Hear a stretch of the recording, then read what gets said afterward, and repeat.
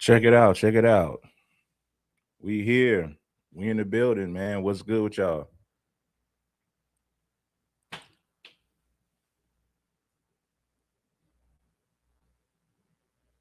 What's good with everybody, man? I watched some of this. I watched this debate last night, and not the whole thing. Keep in mind, I didn't get a chance to watch the whole thing, right? And but I think it was a good debate. This is the No Fugazi podcast hosting this debate between Saint and the Sinner and a guy by the name of Jay Dyer, right? Peace to everybody, my brothers. Tap in with us. Let's have a conversation. Okay, now they let me say some things that needs to be said. No AI use. I don't even know why they asked that. I don't use AI, right? Yes.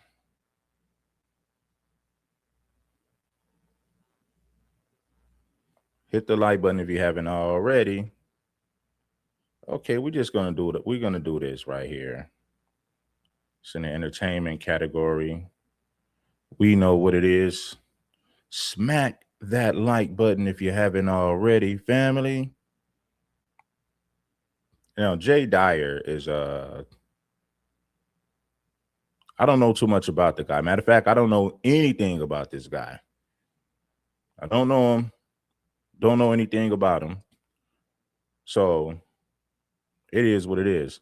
Now, I just uploaded a video. Before we dive into this conversation, I dropped a video this morning saying FBA holding black feminists accountable. So if you haven't watched the video that I uploaded maybe like 10 minutes ago, FBA holding black feminists accountable, go over there and watch the video and get in the comments.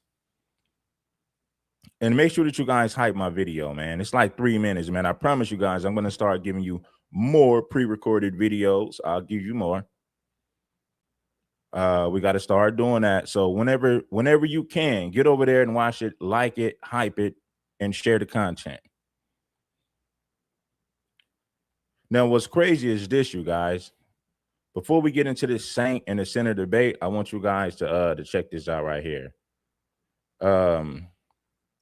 This is what's crazy to me. If you type in FBA and feminism, nothing pops up. If you type in FBA and tethers, a gang of videos pop up. If you type in FBA and white supremacy, a gang of videos pop up. If you type in FBA and reparations, the same thing. But like I said, man, when you type in FBA and feminism, no videos pop up. So what does that tell you? Brothers ain't making content about feminism or how it affects the black community. I mean, there's literally no videos about that, and you ain't got to take my word for it. On your free time, type in FBA and feminism, nothing pops up because none of these brothers are talking about it. They pretend like it doesn't exist. They pretend like it has no effect on the community, and that's crazy to me.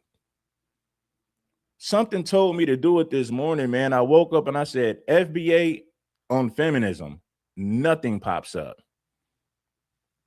I found that to be funny. I found that to be scary. Not funny. I found that to be scary.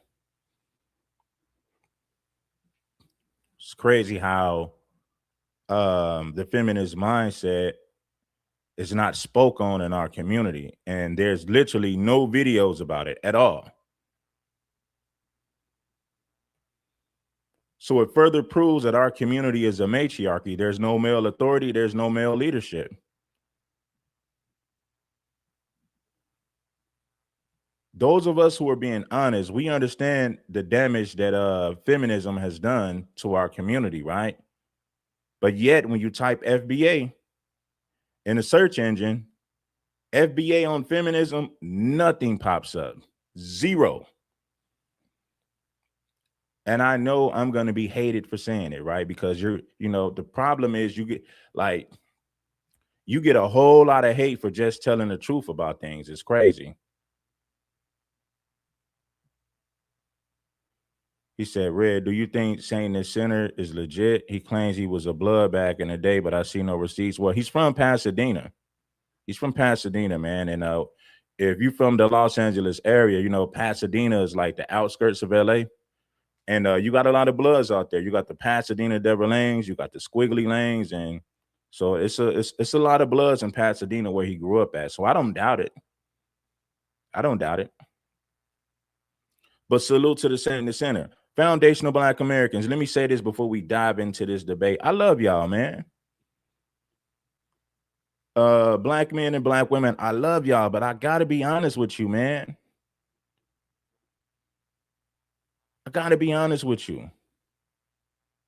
There's no videos on black feminism when you type FBA in the title. That's terrible, man. I'm gonna say that for a whole nother live stream, but that's terrible, bro. That's terrible. That's like Latinos avoiding a conversation of immigration. That's the equivalent of FBA ignoring feminism and the feminist movement. Time right now. That's what we're on. Let's get into this debate. It's disgusting if you ask me. Let's get into it.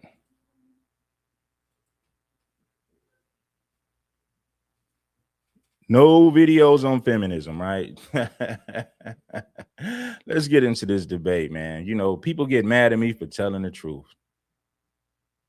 That's the sad part about it, right? Acknowledging the facts is enough to get people pissed off with you. And it's crazy. Like, I'm so fed up with our people. I got love for our people, but I'm fed up with our people, man. I'm telling you, bro. I've had it up to here with black people, bro. Seriously. Addressing something that's actually true is considered a crime. Critiquing something that a black woman did is considered denigrating. You're denigrating them. You're belittling them. Stephen A. Smith is a Sambo. There's no argument. You're not going to find me giving pushback about that. But what I will say is, when it comes to he's denigrating black women. No, I didn't take it like that, right? If Stephen A. Smith is denigrating black women, what do you say about the negative things he said about black men over the past years? The NABJ has no smoke for that. Where's the videos of these black men calling out the NABJ for being a feminist organization, a feminist cult? I haven't seen no videos of black men saying that we need to cancel them. This is why I'm fed up with our people, man. It's like, it's sickening. When you look up and you see how weak a lot of the men are, it's disgusting, bro. The NABJ is a bunch of feminists. It is a feminist cult. But yet you don't see none of these brothers calling that out. Nobody besides Jason Black, nobody besides me, and maybe a handful of others. Anyway, man, I'm going to say that for a whole nother stream. Let's get into this heated debate. The Saint in the Center debates Jay Dyer on Christianity.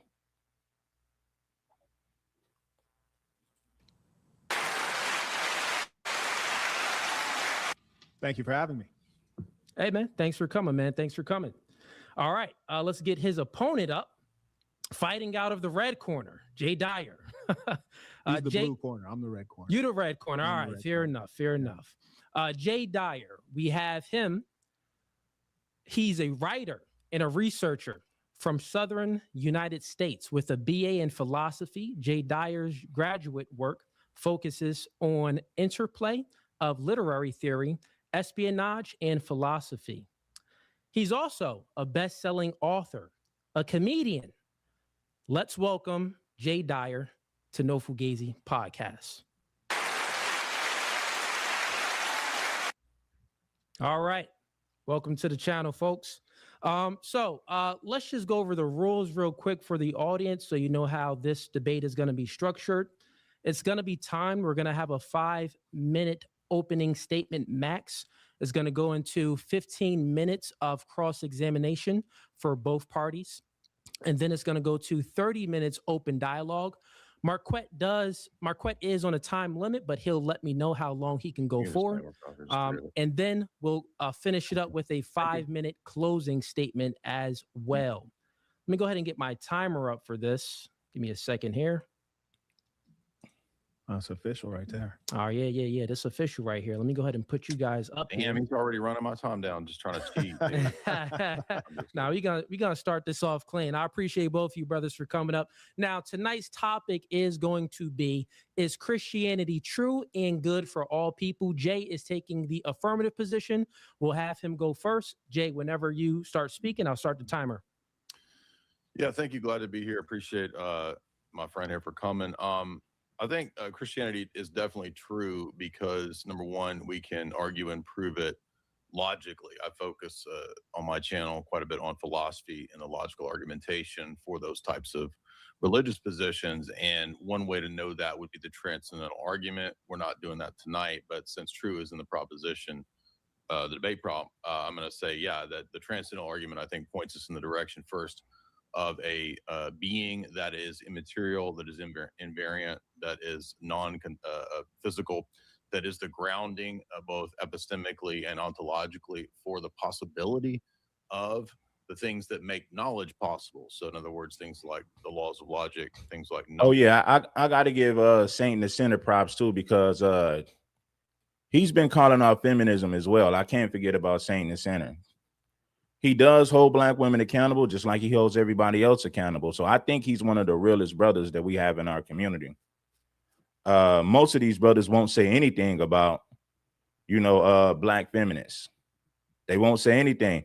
I need you guys. I know I said it a few times, but I want you guys to do this, man. Let's get into the content. I'll save it for later, man. Numbers, things like principles, philosophical principles like causation or teleology, all of those things require some kind of grounding beyond mere physicalism.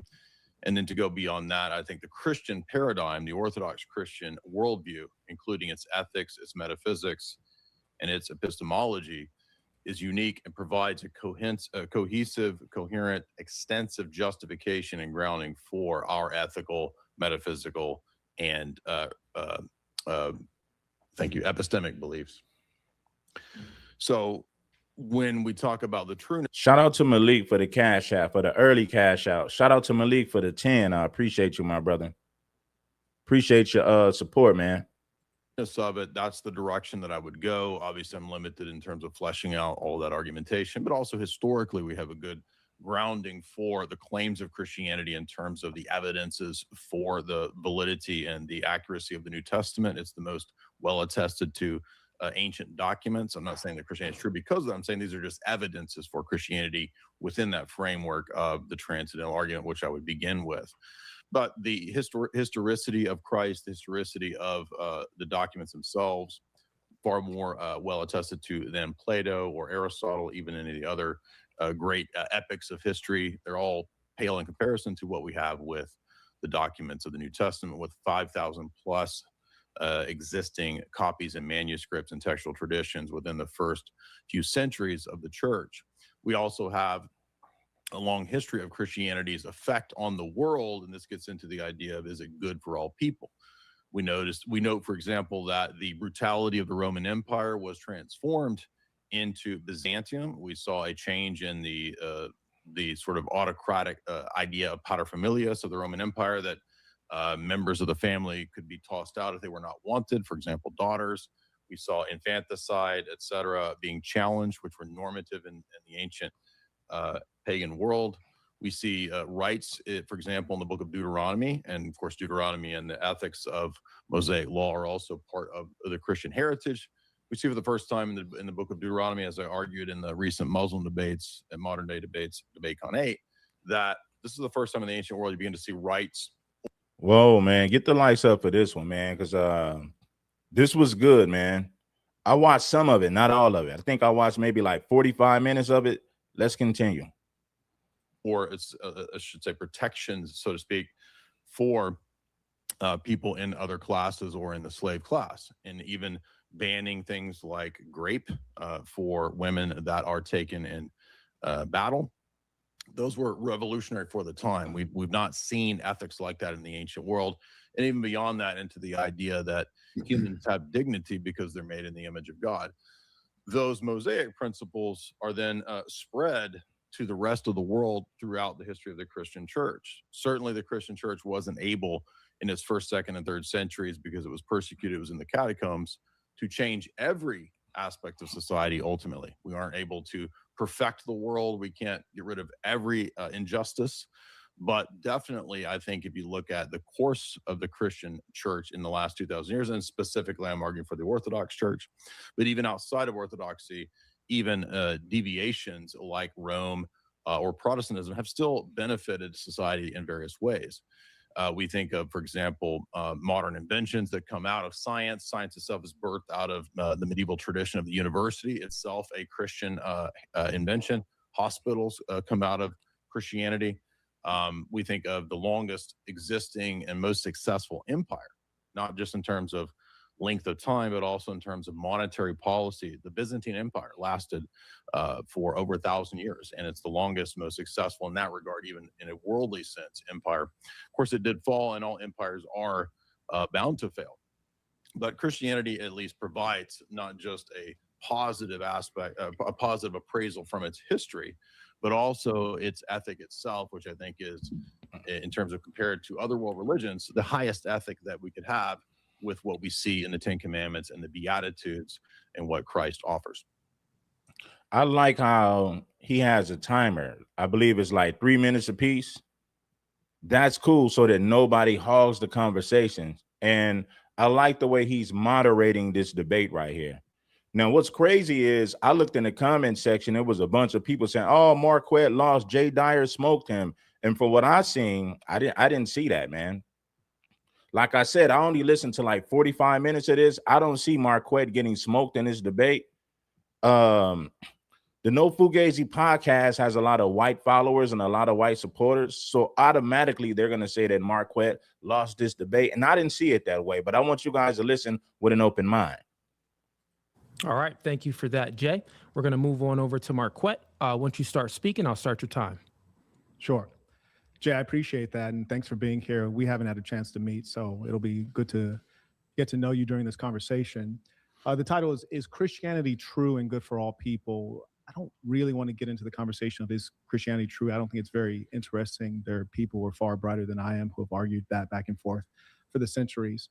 I do want to speak on Christianity is not for Black people. So that addresses the second part. I trust we'll touch on the first part during the conversation. Christianity is something that you just portrayed extraordinary. It was so positive. There was just no level of balance there. I think we'll have a really engaging conversation, creating some balance and pursuing truth together. But I would say that with regards to the Black peoples, Christianity has found ways to reconcile land and resource theft, enslavement, cultural erasure, genocide, apartheid. Christian merchants transported enslaved Africans. Christian theologians defended slavery and thought of racial hierarchies with Blacks at the bottom. Christian missionaries attacked indigenous African belief systems, family structures, and lifeways. All facts. He's already dropping some truth bombs. Everything he said is true. You can look it up yourself. The white man got a lot of theories and, just white people telling their own version of the story. What Marquette is saying is rooted in facts. Now, I'm going to quit interrupting, but I had to interject. I had to say that. The Christian slave trade, as I lectures and lifeways. The Christian slave trade, as I like to call it, transported land and resource theft, enslavement, cultural erasure, genocide, apartheid. Christian merchants transported enslaved Africans. Christian theologians defended slavery and thought of racial hierarchies with Blacks at the bottom. Christian missionaries attacked indigenous African belief systems, family structures, and lifeways. The Christian slave trade, as I like to call it, transported 12 million kidnapped Africans across the Atlantic, with millions more dying during captured, forced marches, confinement, and maritime transportation. These slaving empires were overwhelmingly Christian. Portugal, Spain, Britain, France, Netherlands, the United States, you mentioned Byzantines. Catholic empires enslaved Africans, European Protestants and empires enslaved Africans, even the American Protestants enslaved Africans, the Orthodox Christians, you said you're an Orthodox, they enslaved. Anglican merchants participated, Reformed Protestants participated, Puritans participated. All of the denominations joined in. It was an ecumenical Christian movement. This has been the Christian way, justified with the Christian gospel. Africans could be branded with this burned into their skin, forcibly transported, inherited, mortgaged, sexually abused, castrated, separated from their children, whipped, worked to death, while the Christians administrating these systems would baptize white children, construct churches, print Bibles, and profess allegiance to Jesus Christ. Christianity did not exist in the background. Christian societies developed theological and juridical mechanisms for supporting the enslavement and subjugation of Black children, Black women, and Black men. Christianity is not for the Black peoples. I yield the floor.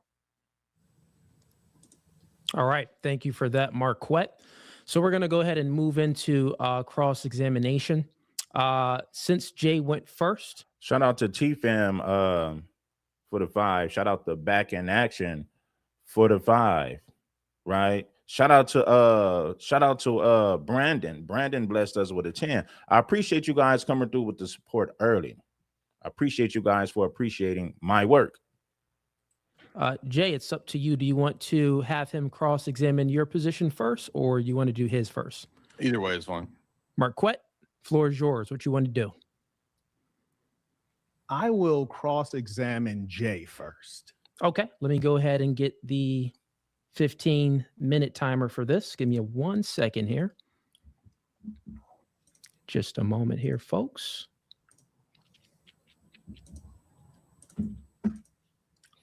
Now, what do you guys think? The first round, right? And the first round isn't over yet, but what do you guys think? How do you feel about the things that Jay Dyer said versus the things that Marquette said, right? Who's using facts and who's using fiction? Who's telling the truth versus who's not? Who's giving reality versus who's giving a theory? Give me your thoughts in the comments. Get the likes up for your boy.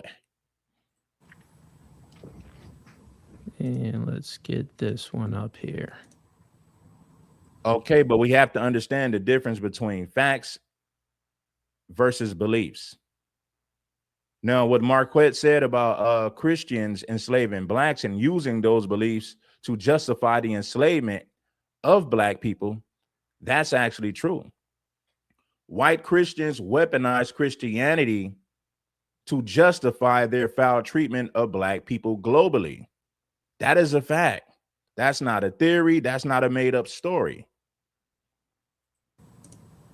Okay. All right, Marquette, whenever you start speaking, I'll start the timer. I appreciate that. Jay, would you tell me about a time in history or even the present where Christians did wrong?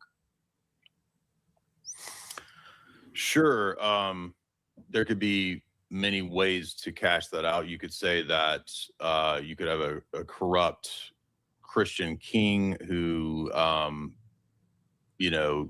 stole money. You could have a papacy that engaged in usury. You could have the Roman Catholics attacking other Christians, like in the Crusades, Byzantines. So, I mean, there's a lot of different possible examples. Do you want like a specific historical example or like a potential thing that could happen between one person to another? I think historical is good. I kind of like where you took the conversation. So with those Christians doing wrong, you said corrupt king. Mm-hmm. Does that mean that he was corrupt in the sense that he wasn't a Christian, or he was a Christian, he was just a corrupt Christian? Well, given limited historical accounts that I have, I would go by the public profession. So I would say that in the case of, say, a corrupt king in the Middle Ages who, I don't know, stole land from the serfs, he would be professing as a Christian, but then a corrupt Christian. So by your standards, are you defining him as a Christian, or is he not a Christian because he was corrupt? Well, in Christianity, what defines a Christian isn't did you commit a sin or this or that ethical infraction. It's your baptism and your public faith profession. Very good. I think that's completely reasonable. So basically, if they've been baptized and they self-identify as a Christian, then they are in fact a Christian. Loosely speaking, I mean, at least that's how most people would perceive it. I would take issue in terms of technicalities that as Orthodox, we don't recognize like Jehovah's Witnesses or even Protestants as quote Christian, but nominally speaking, they self-identify. And so you could say they were quote nominally Christian. You identify them as heretics. Mhm. Roger that. Okay. So with that being the case, that we're taking them as Christians because they say they're Christian because they've been baptized. And you're suggesting that Christianity is good for all peoples. Mhm. And I'm speaking specifically in the case of the Black peoples. We could speak broadly in another discussion. This is my current interest. Why would Christianity be good for Black people when we observe that there was so much destruction to the African peoples at the hands of Christianity, not only the violence that occurred to Black bodies, but also the violence that occurred to the mind, and there was so much cultural erasure.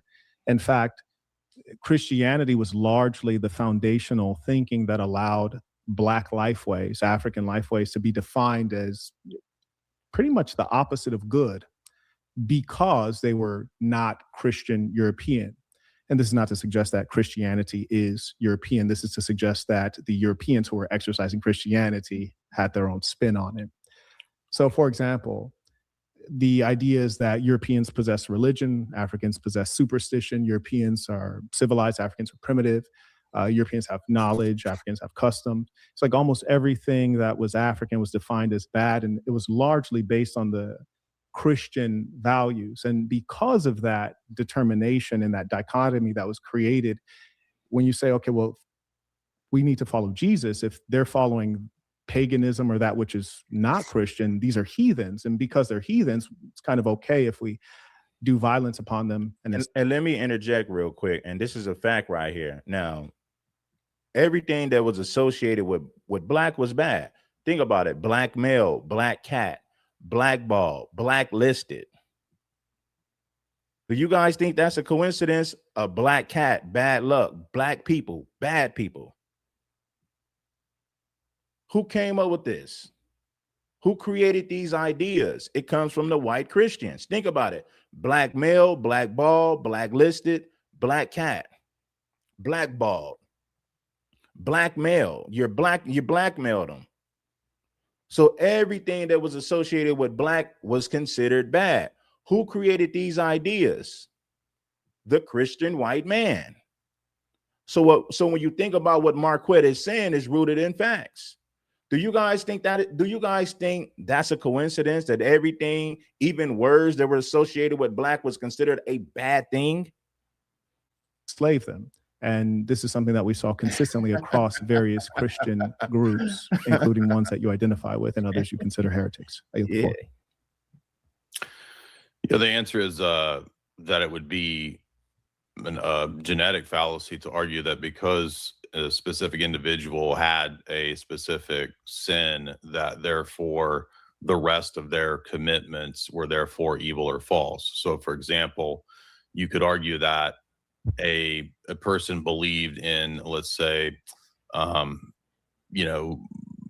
form of distributist economics, or that a person believes in capitalism or socialism. The fact that the person acted evil or did this action that was evil, it wouldn't necessarily mean, and there's just a logical fallacy to say that the system that they adhere to is therefore false. So how would I did not suggest it was false. I suggested that right. Think about it. Black sheep. Oh, you're the black sheep of the family. That ain't no coincidence, man. Everything that has the word Black on it is considered bad. Who created these ideas? The white male. The premise outcomes were wicked.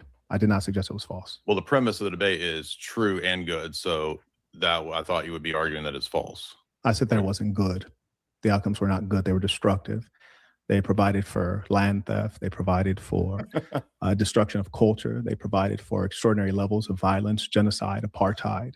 But how are you arguing that that's not, how do you demonstrate that it's not the vice of the individual versus the religion itself?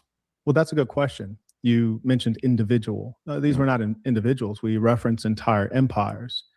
We can Right. He tried to say, well, these were individuals. No, they were not individuals. These were whole empires who practiced these teachings, right? And this is a known fact. Shout out to Marquette.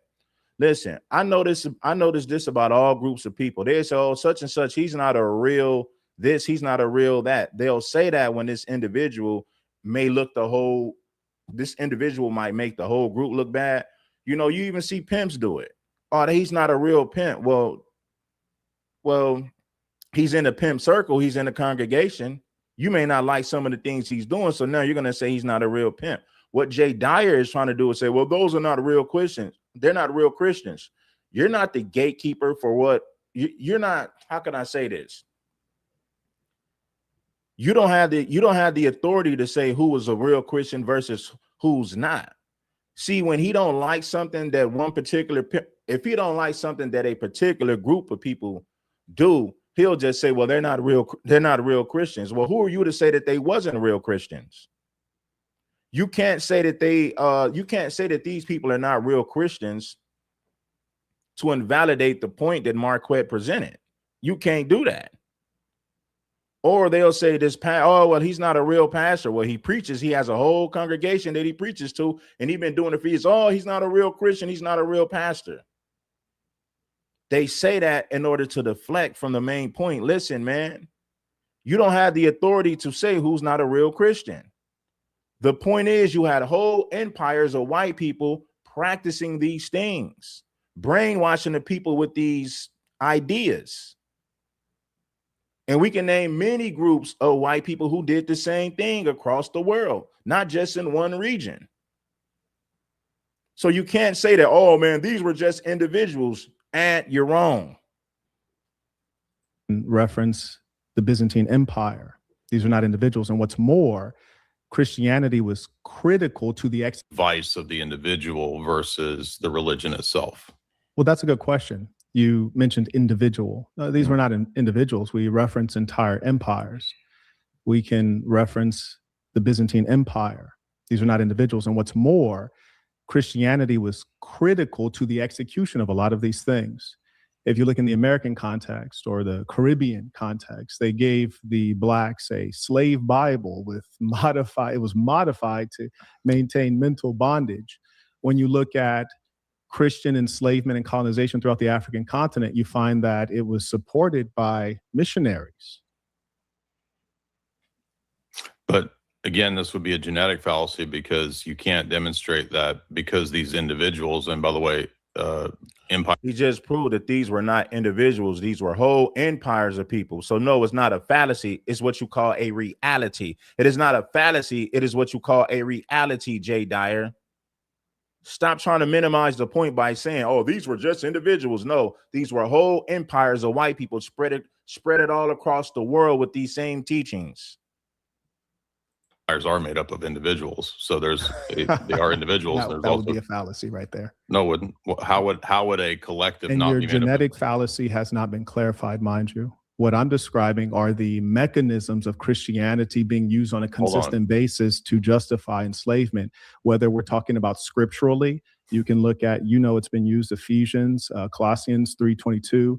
But even beyond the Bible, you look at Christian organizations like the Ku Klux Klan is a Christian organization. They're publicly stated as we are defending Christian Protestant civilization against foundational Black Americans, against Jews, against immigrants. They burn crosses. They have Christian iconography.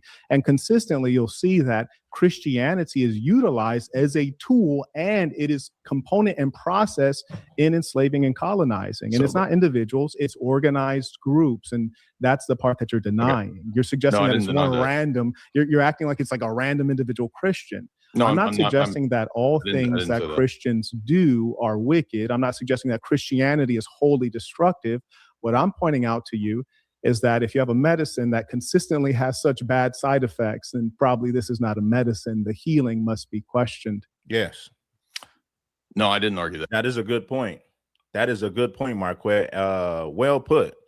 I like how I said, if you're giving somebody medicine and it has negative effects, and it has side effects, at some point you're going to say this is not a good thing to give the people.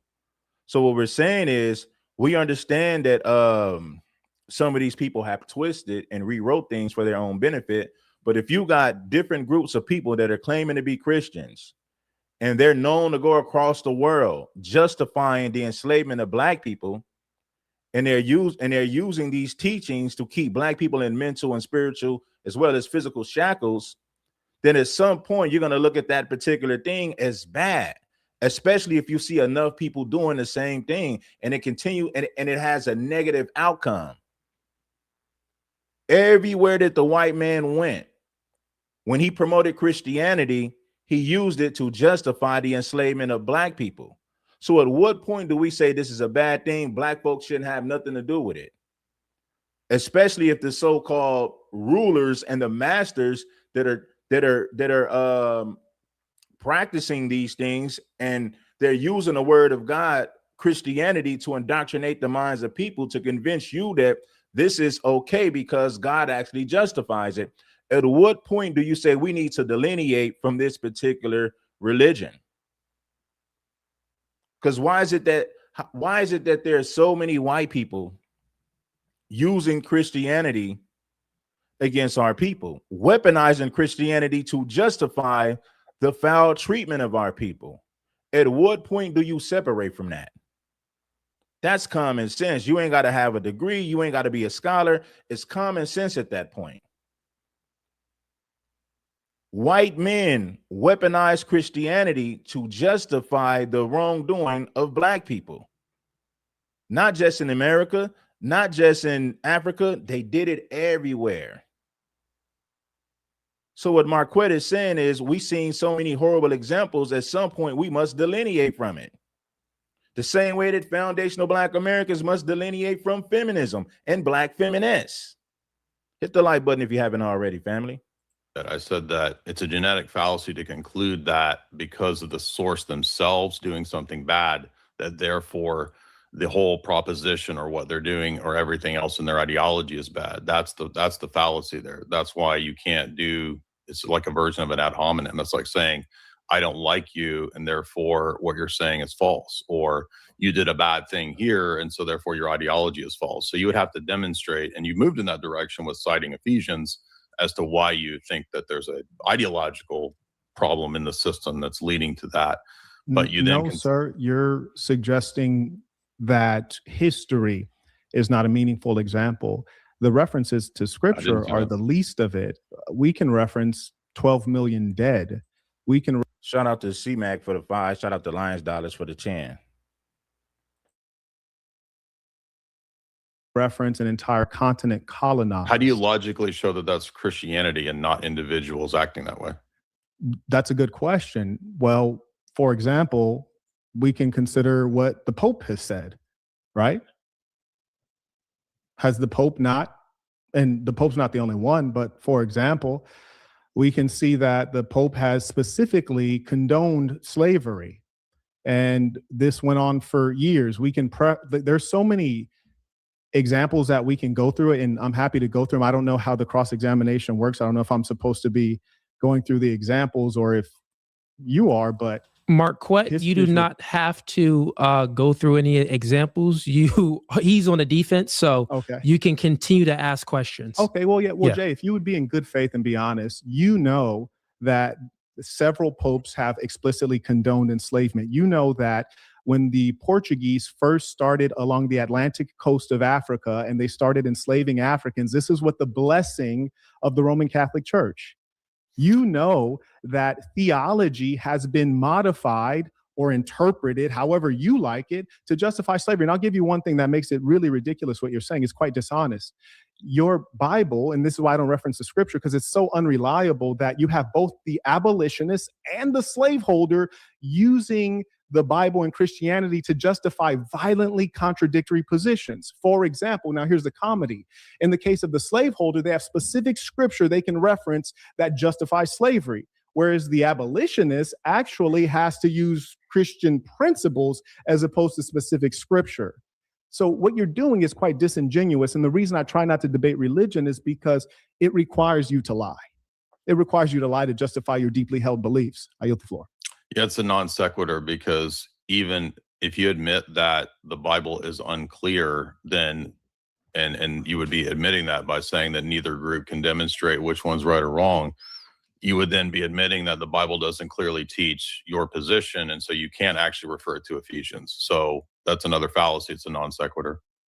That's incorrect. I'm not admitting that I never claimed that the Bible drives my position. I stated that the actions of Christians have led to enslavement, genocide, apartheid, and much else.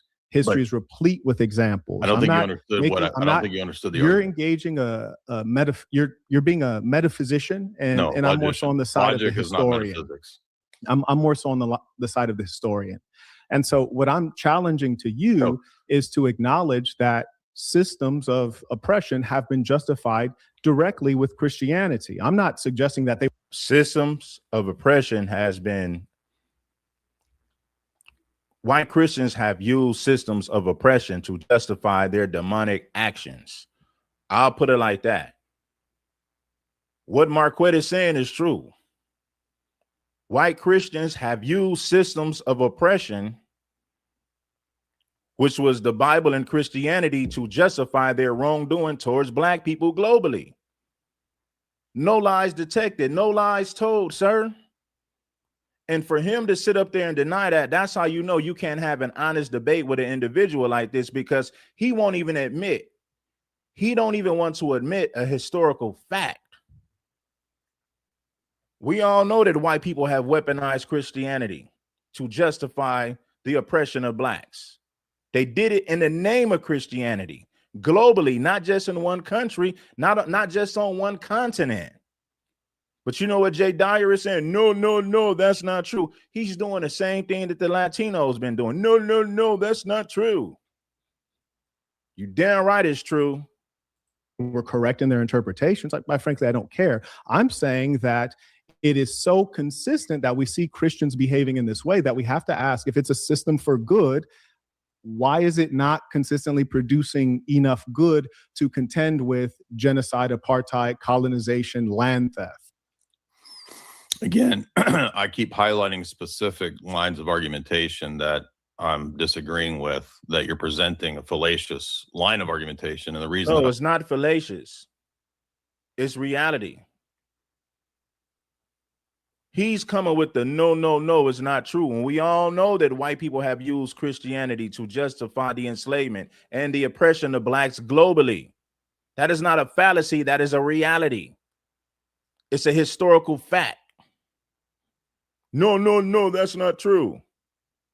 I have to call that out, is that if I'm going to answer it, you can't trap me with a fallacious line of argument that's attempting to then make me look like I'm affirming something absurd. So that's why we have to do logic, and logic isn't metaphysics, by the way. They're two different things. So when I say that that's a fallacy, which was a genetic fallacy earlier, and I'm saying now, you're saying that the Bible was unclear, but then you cited the Bible for why you were arguing for that it promotes slavery. So no, is it unclear or does that it the promote Bible slavery? promoted slavery? I was pointing out the historical fact that both sides utilize the Bible, and that is clarification that it is a tool that can be utilized both for good and evil. Would you say your it's unclear? suggestion that Christianity is a tool of good, I'm saying, if it's unclear, if you would be honest, if you'd be honest about history, even if you look at apartheid in South Africa and you look at the Dutch, they specifically used theology of their church to justify the control of black Africans and the subjugation. Yeah, I get where you're going, but you're not understanding the line of argument. That's my response, which is, if you're admitting that the Bible is unclear, then how can you say that the foundational documents and teaching of the religion promote slavery? Maybe it does. Again, you keep saying that. That's a straw man. There is no maybe. What we're saying is white people weaponized it to promote their own wicked agenda. Now we could say that what white people were doing, that's not what Christianity is not really that. White people just put their own spin on it to justify their wickedry and their wrongdoing and the enslavement and the oppression of black people. Yes, we could say that. You could argue that, well, the white supremacists wasn't practicing the word of God. What they did was they manipulated the Bible to justify their agenda, their wicked agenda. But see, this white man don't want to hold his people accountable. So he want to say, well, it was just individuals. No, there were whole villages of white people who there was whole villages of white people who use the Bible for the same reason. Oh, the Bible says this. You're supposed to be punished. You're supposed to be enslaved. Instead of him saying, yes, we had tons of white people who did that, he's trying to, what he's doing is, well, it was just individuals. We can't say that many white people practice that. Those people weren't real Christians. Well, who are you to say who's a real Christian versus who's not? You don't have that type of authority. We're giving you historical facts. Your people weaponize the Bible and Christianity against blacks. Instead of him admitting that, well, it was just individuals. They wasn't real Christians. They had nothing to do with white folks in general. What you're saying, Marquette, is a fallacy. And I never made that argument. What I'm talking to you about is not, one second, is not the which is, if you're admitting that the Bible is unclear, then how can you say that the foundational documents and teaching of the religion promote slavery? Maybe it does. Again, you keep saying that. That's a straw man. I never made that argument. What I'm talking to you about is not, one second, is not the thinking or the claims or even the scripture. What I'm talking to you about are the outcomes, the behaviors, and what has been demonstrated by Christians and their church. But you argued that the scriptures are unclear on this. Focus on what I just said. Don't run. How am I running? You're running because I told you my argument is about the actions of Christians. Okay, but it's a fallacy because it's relying on something that was ambiguous and doesn't. That's not a fallacy, sir. It is. If it's unclear, if the texts are unclear, the foundational texts are unclear, how are you concluding You're talking about the Bible. I'm talking about the actions of Christians. But Christianity So is you keep running. We know what I'm talking about. You're pretending you don't understand. Christianity is a no, I understand. Okay, well then act like it and address what I said instead of trying to run and falsely claim logical fallacies. I don't. How am I falsely claiming? I don't even think you understand. Could you restate what I'm saying? You know what I'm asking you. I'm asking you. See, what he's doing is he's pretending like he don't understand what Marquette is saying. Then he said, well, I need you to restate what I said. He already did several times. There's no misunderstandings. You're deflecting. You're running. He's trying to pretend like something that was made very clear is somehow not clear all of a sudden. That's exactly what this white man is doing. You can't say. No, don't play games. See, I'm not playing a game. Don't play games. What I'm asking you to do is to address the fact that on a consistent basis, we can see organized efforts of Christians doing great evil in the world. I see you've not acknowledged any of the evil. You've not condemned it at all. And somehow you're trying to escape what I'm talking about. Yeah, so, of course, he's not going to condemn the behavior, because if he was to condemn the behavior, that requires that he holds his people accountable, and he's never going to do that. Not true. I'm asking you to address it. I listed cases of evil. So how is that? That's not true. Well, address what I just asked you.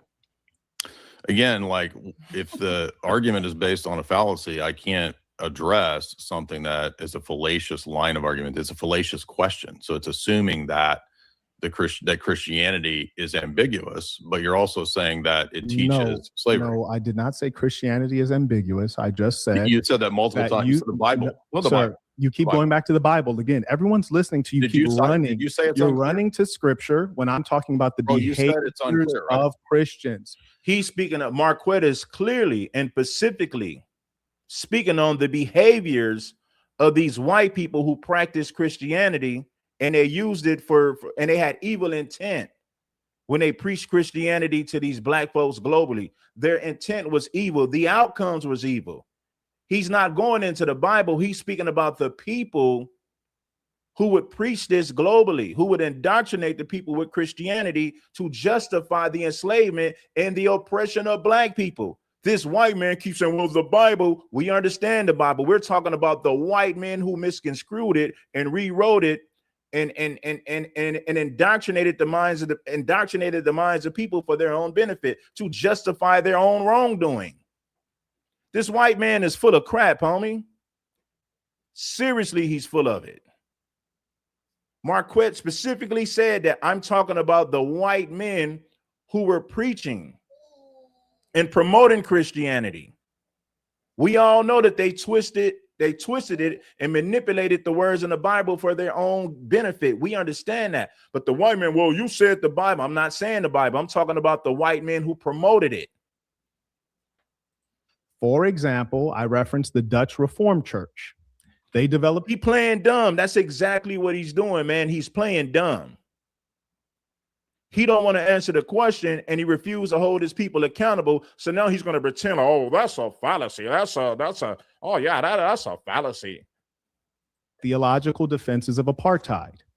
You can see scholar Johan Theron on that one. So what I'm asking you is if Christians and their church. Are you guys saying that? Yeah, it just went out. Hey, real quick. Do you want to extend this out of like this man 3-5 minutes? This man answered no questions. He tried his best to basically bog down the discussion. Why I don't understand. You don't understand. We don't understand. You're done. Why are you wasting time? Yeah, so he pretended like he didn't understand so that he didn't have to deal with the question that Marquette was asking.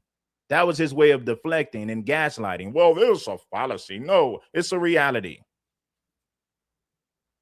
real quick, I got you guys real quick. So Marquette was asking a question. Jay Dyer, from my understanding, he was saying that it was a fallacious question. This is why he couldn't answer it. But it is, real quick, Jay Dyer, it is Marquette's time for the cross-examination. So if you could address the question in a way where it can then satisfy his cross-examination. I understand your position, but you'll have your 15 minutes to address that on your time. Yeah. So I'll just let this play out for 2 more minutes here. Sure. Go ahead, ask it again. What I just said, the last thing I said before the time ran out. That's what we're on. Remind me what it was. A guy as smart as you, you're a really deep thinker. Now he's saying, remind me what it was, when Marquette repeated it several times. And every time he said it, you pretended like you didn't understand the question. So now he's asking, well, I need you to repeat it. Okay, I'll repeat it for the 20th time. Somebody who claims to be intelligent and competent, you sound pretty dumb for somebody who claims to be intelligent. Well, I don't understand. What was the question? Can you please repeat it? I mean, why are you bringing insults? I just said a guy as smart as you. You're a really deep thinker. What I'm saying is that you're highly intelligent. You know what? You see how he's playing games? No, well, you're trying to insult me. No, I'm not trying to insult you. What I said was, well, for a guy that's intelligent as you are, I don't understand why you don't. I don't understand how you can't comprehend what I said, because I repeated it several times. So for you to pretend like you don't understand the question while claiming to be intelligent is downright ridiculous. That is not an insult. That is observation. I said you understand perfectly well. You can't restate it. People do this in debates all the time. Yeah. You can't restate the question? For the 5th time, huh? Yeah, fine. For the 10th time. It doesn't matter. Restate it, please. You want me to say that that Christians have done wrong actions? I already admitted that in the opening statement. Yes, they have. You ready for a question? Are you going to ask it, or I'm waiting? If the church consistently, the history is replete with examples, creates, interprets, modifies theology to justify wrongdoing, please explain how the church and Christianity is a source of good when we can see that it consistently is doing this. Again, Christianity condemns wrong actions anywhere that it occurs. And you've just assumed that in all of these instances, everything is a blanket wrong action. And I'm not going to admit that, because these are specific cases. And also, I'm not bound by the Dutch church. So why would I care what the church is? Well, we can switch in various examples. I just want to make sure that, are you engaging the no true Scotsman fallacy, basically saying that, those are not real Christians? No, you're arguing against the idea that all Christianity is Christianity. That's why I specified that I'm Orthodox. So yes, but we started off in the beginning, and you stated that you view certain groups as heretics, and I said, okay, But we then settled on the idea that if they've been baptized and they self-identify as Christians, then we'll take them as Christians for the purpose of this debate. We specifically did that. And now I'm addressing this group of Christians particularly. And now you're running away and saying, oh, well, they don't count, which again is the no true Scotsman fallacy. That's the no true Scotsman fallacy. You're saying that, well, these aren't Christians. And I look at it kind of like this. Like, for example, as a black person, there's some black people 30 seconds here, folks, weren't black, like Talmud Tatum. He's just not a black person I'm proud of, but I can't say he's not black. Just like you're saying that these aren't Christians. Well, these are just not Christians you're proud of, kind of like the Ku Klux Klan. So let's take the Ku Klux Klan as an example, which is a Christian organization. Can you explain I their don't actions? affirm that heterodox organizations are Christians. I said that nominally people optically perceive them to be so, but I did not affirm that they all are in fact so for the sake of debate. No. You did agree that if they were baptized and self-identified as Christians, that we would treat them as Christians for the purpose of this debate. So basically, you're telling me that you're the ultimate authority on who is and who is not Christian. And so in doing that, what you're able to do is to reduce the number of persons whom we can address and assess their behavior as Christians. Because you're saying, well, they're not. Yeah, but I have every right to do that because I'm here to defend Orthodox Christianity. So okay, let's stop it there, folks. That's not what it says in the title. It doesn't say Orthodox Christianity. Marquette, let's go ahead and fellas, let's go ahead and stop it there. When you guys get time, go look at Cooley's comment section. It's a bunch of white boys saying that Marquette got smoked in this debate. I read the comments and people say, well, the host is a bit of a bootlicker. I mean, I see why people would say that because of his audience. So I understand why people would say that, right? But whenever you guys get time, go look at the comments. It's nothing but a bunch of white boys and bootlickers saying that Marquette got smoked, and I'm not seeing the same thing. What I see is a white boy deflecting and running and pretend like he don't understand the damn question. Just want to see if you guys could hash that out. But we still got 15 minutes for Jay Dyer and his cross-examination. And then we got the open dialogue format. I'm not sure how much time Marquette has, but hopefully he has some time to stay a little bit longer because this is a great conversation. And we have over 2,000 people in here watching. So get the likes up, folks. Jay, when you start speaking, you can go ahead and ask Marquette questions.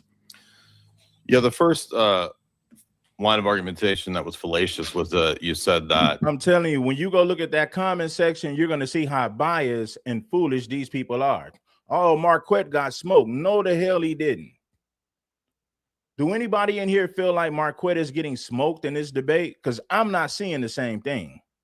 Get the lights up for your boy and share the content. Let's dive back into it. You're attributing collective guilt to all of the people for what I argued was specific actions of individual people. So I'm trying to figure out what is the basis epistemically or ethically for collective guilt. Would you restate that real quick? I just want to make sure I understand what you're saying. Yeah, so several points within your opening and then in your cross-examination, you attributed collective guilt. And I said that there was a lot of individuals who have done When you say collective guilt, are you saying collective guilt to all Christians or to all people within? You are arguing for a form of collective guilt, that Christianity is a collective that has promoted these oppressive structures and these crimes. Okay. And so I'm trying to figure out how you get from. Well, he's talking about white men who's been at the forefront of Christianity. They have used it. They have they've weaponized it to justify the enslavement and the oppression of black people. And we all know that white men have been at the forefront of Christianity because they were the ones preaching it and promoting it globally. So with that being said, we have to hold those individuals accountable. Doesn't that make sense? Individual actions, maybe you can, but what's the logical move that the collective is guilty? I never said that the collective is guilty. I said that Christianity supports. Is that not a collective? You're arguing that all Christians? Is that not a collective? Let me know when you want me to answer.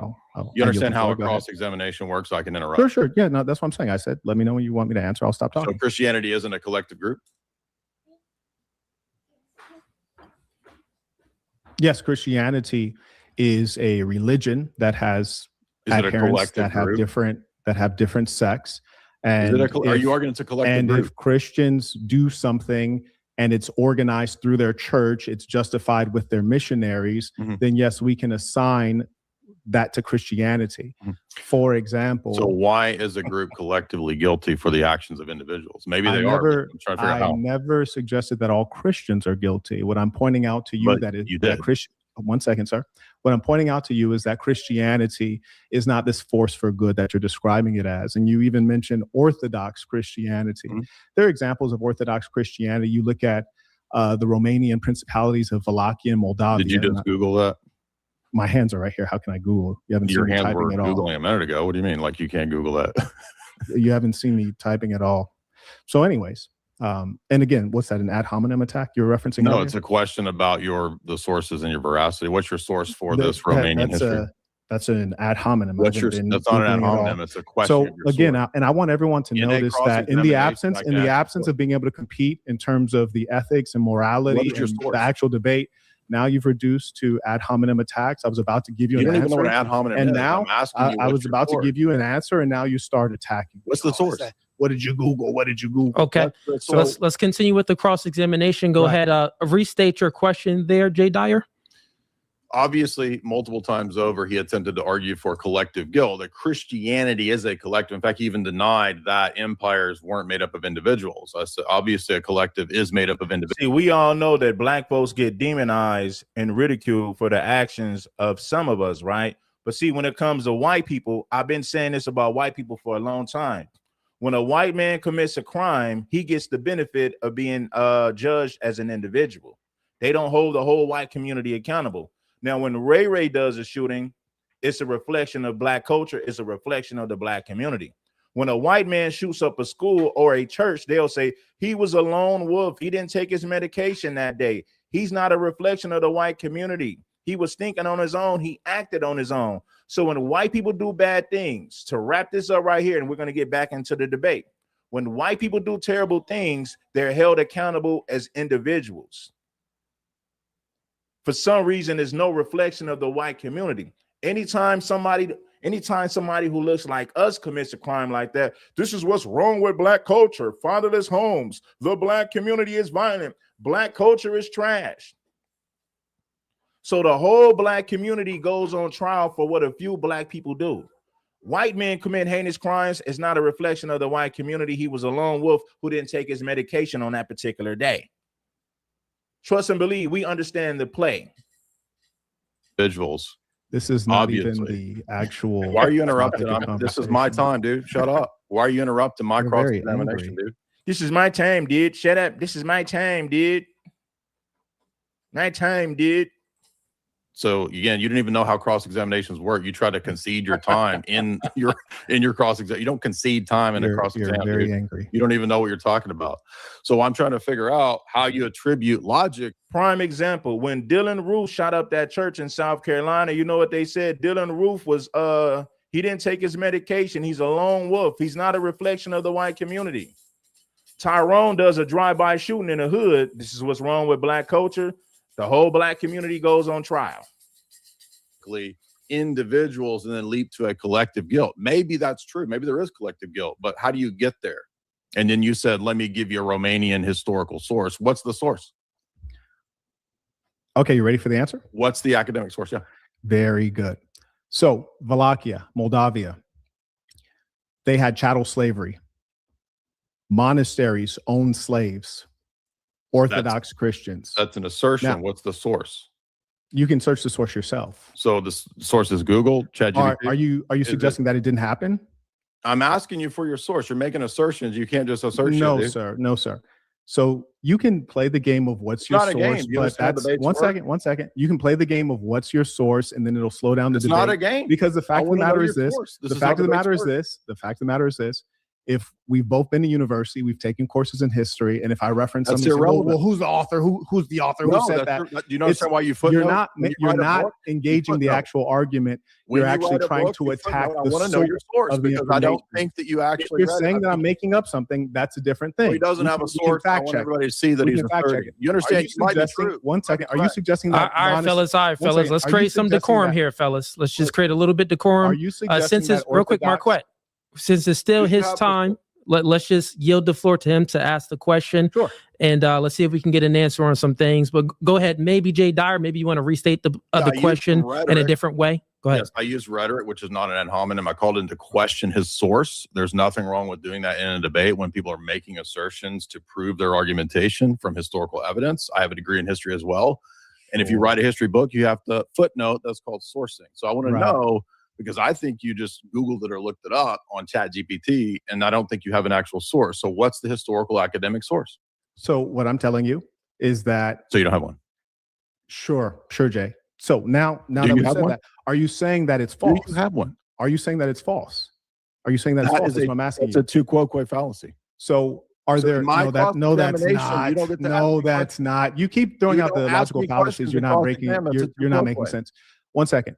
So what you're doing right now, instead of actually arguing the points, I don't you're need arguing the narrative and source. storytelling. Instead I of wanna know arguing the points, source. Yeah. you're arguing the source because Hey, you're fellas, having let's trouble bring it concluding. back. Fellas, let's go ahead and bring He it back doesn't want to to. deal with the actual. No, Hey, I- Jay- you don't hey, get to Jay, assert shit in I- the debate. You don't know He that. doesn't want to deal with the actual You don't idea. Hey, know Jay, I believe Marquette granted it and said that he doesn't have a source. So then what's your rebuttal to that? So that's what I'm asking you. Does that make it false then? Are you saying that it's false? Are you saying makes that it an Orthodox assertion monasteries did without not own any evidence. slaves? Real quick, Marquette, let him just go ahead and address. Since you granted it, let him just go ahead and address what you So said. it makes an assertion. Maybe it's true, maybe it's not. But if, in a debate, if you can just assert stuff and they don't have to source it, then I can just assert all kinds of stuff. I can say, you understand? Do you not know how the debate works, man? Oh, goodness, Jay. I mean, you can laugh about it, but do you understand that in a debate, I think can we both know that you're using a strategy. Hey, Marquette, just let him to land his question plane. everything so that you don't have to deal with the arguments and the ideas. Jay. Marquette, I'm just let him happy to land get his into plane the because he's argument. just addressing I'm you a granting it. Sure. So go ahead. I'm going to argue philosophically. So I need everybody that's watching. It's very important that everybody that's watching is very important that you bless the like button. Make sure that you do so. to know why I ought to think that what you're saying is true and that you actually have a source. And I called your bluff, and I don't think you have a source, and you don't. So You didn't call my bluff. I said I don't have the source. It is a real fact in history. If I tell you I that called your bluff there were about 12 Bitcoin. I million, think no, you 1 got second. from I told you there were ChatGPT. 12 million enslaved persons in the transatlantic slave trade. You didn't say what's your source. If you said what's your source on that, I'd have to admit, you know what? I don't have a source ready to go on 12 million people being Well, in I the think numbers transatlantic matter slave when trade. you So make what's millions. going on right now? Millions of people being You don't want oppressed, to that makes them- engage the actual sources matter. ideas. So sources You don't want to don't matter. engage the actual ideas, and that's because No. you know that you can't win based on the history. No, it means that you're The history of astute and Christians you're is just very spouting out clear. stuff that you The read history off of Christians is very ChatGPT. clear that they've done great evil, and they've leveraged All right. the church and they've leveraged theology to Can do you it. name- Okay. can Real you quick, name- it's cross-examination time and it's Jay time. Jay, you can go ahead and let me know whenever you want to go ahead and ask a question and you want Marquette to Move on. answer it. Hey, The let's floor is move on. yours. Go ahead. So the next line of reasoning that I thought was fallacious was that you said the Bible is unclear. So listen to my argument.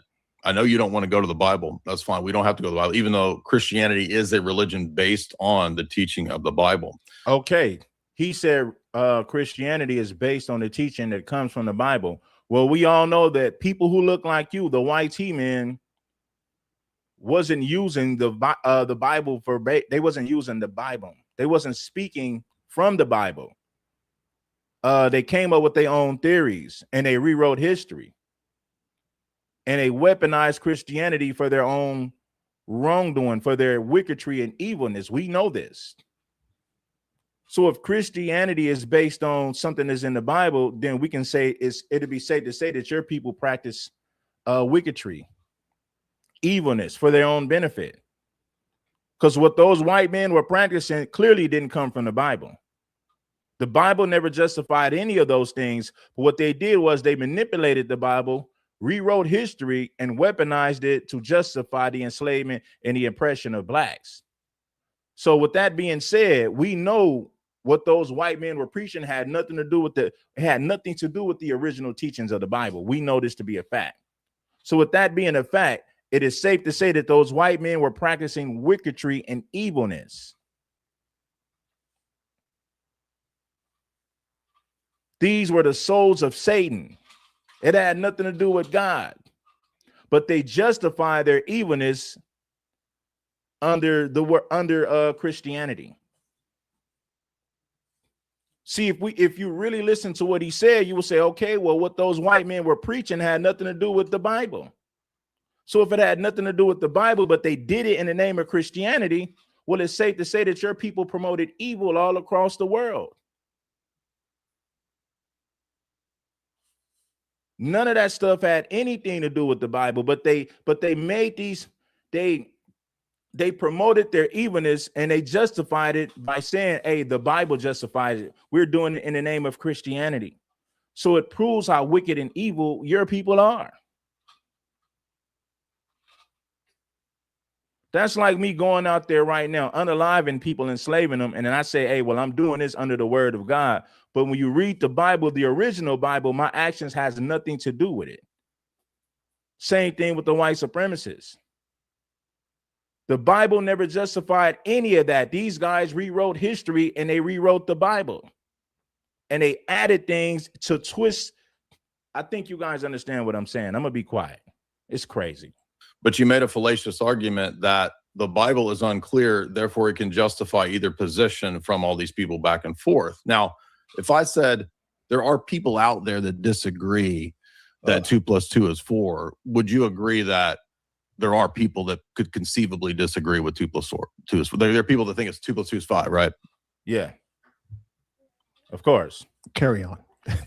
Well, it's clear to see that you think that 2 + 2 is 5, Jay, because what you're saying is you're making it seem like none of this stuff is true when it's 100% true. Your people lied about the Bible. They rewrote history and they weaponized Christianity for their own benefit. But the thing is, those are not the original teachings of the Bible. White supremacists made up things as they went on, as they traveled the world. They made up things to justify their wickedry and their evilness. So your people been running around telling everybody that 2 + 2 is 5, not black people. The white Christian has been telling everybody that 2 + 2 is 5. The white Christian has used Christianity to justify his wickedry and evilness. It's safe to say that. So you're not going to answer the questions in a cross-examination? 2 + 2 is 4.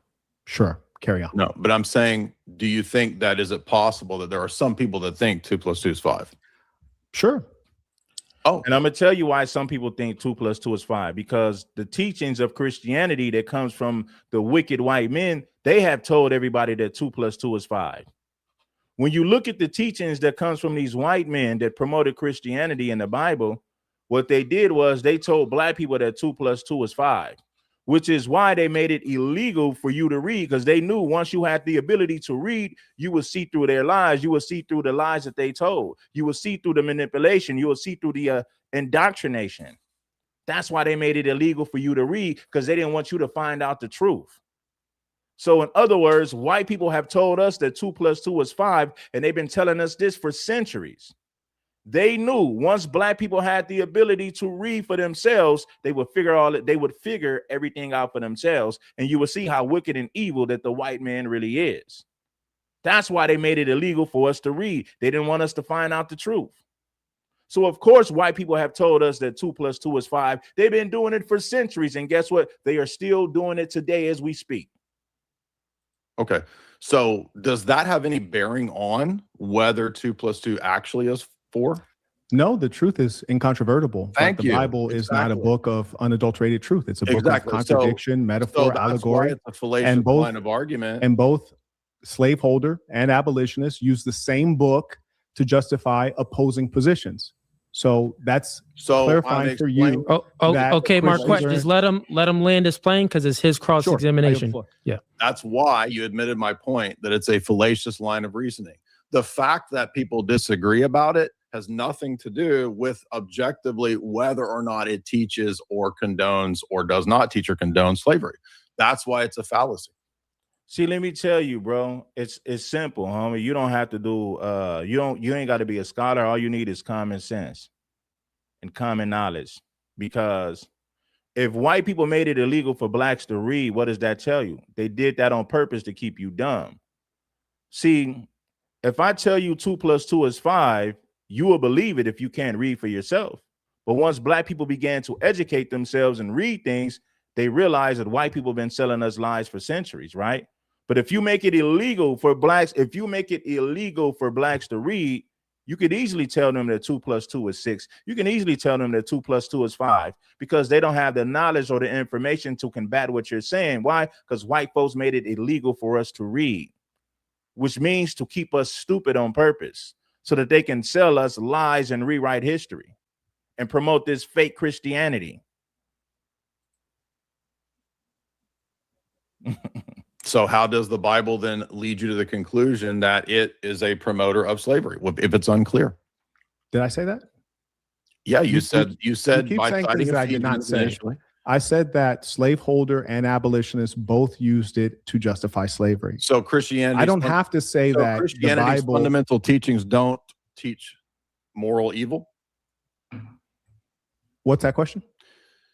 Christianity's fundamental teachings, the Bible, we'll say Yes. for the sake of, don't believe Sure. the Bible only, but Yeah. the Bible is a fundamental document that teaches Christianity. Mm-hmm. And you're saying it's ambiguous on this point. That's a huge defeater for your line of argument because, well, then how are you going to say that? No, that's not the line of argument I made. I made the line You of said it was argument unclear, that both right? abolitionists and enslavers That means it's unclear. both use the Christian Bible. So it's unclear. So is it unclear? So what you should be asking is, how is it that Christianity, your Bible, I'm asking you is a not direct producing question. Christians? Is it You're saying that your book is one that is Notice of he's goodness. evading the Real- question. real He's quick. not answering the Producing question. goodness. Are you Fel- arguing that it's unclear? Yeah. I already answered your question. No, you didn't. Is it unclear?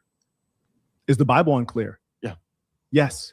Okay. Yes, the Bible So then is it doesn't, unclear in various so it parts. doesn't In condone some parts, slavery. in some So it parts, it has doesn't condone beautiful it. stories that are very impactful. In So other then parts, it it's doesn't unclear. condone it, right?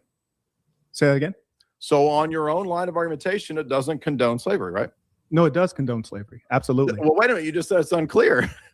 It is unclear. There are So parts of then- the Bible that are Well, clear. then you and there are don't know parts that are it. So unclear. then you can't say that. You just contradicted yourself. No, I did not, sir. Is it What? unclear? No, or does no, it sir. clearly One condone it? second. What I told you is that the Bible has parts that are clear and has parts that are unclear. Oh, so and we now both it's a know part- that. We now both know you that moved to be the true. goalpost. So We you both just know that committed to a be true. fallacy. You just committed you moved the No, goalpost. no, sir. That's explaining to you that a Bible may have one book that's very clear and another book that's unclear. And you and I both know that there are different That's books of the a Bible. moving of the goalpost because the No, it's not. original claim was No, changed. it's not. You asked me to elaborate, and I That's a elaborate. Mott and Bailey quick. and a You're moving of the engaging a goalpost. Fella, See, this is the thing, man. Jay Dyer is a deflector and he's a gaslighter.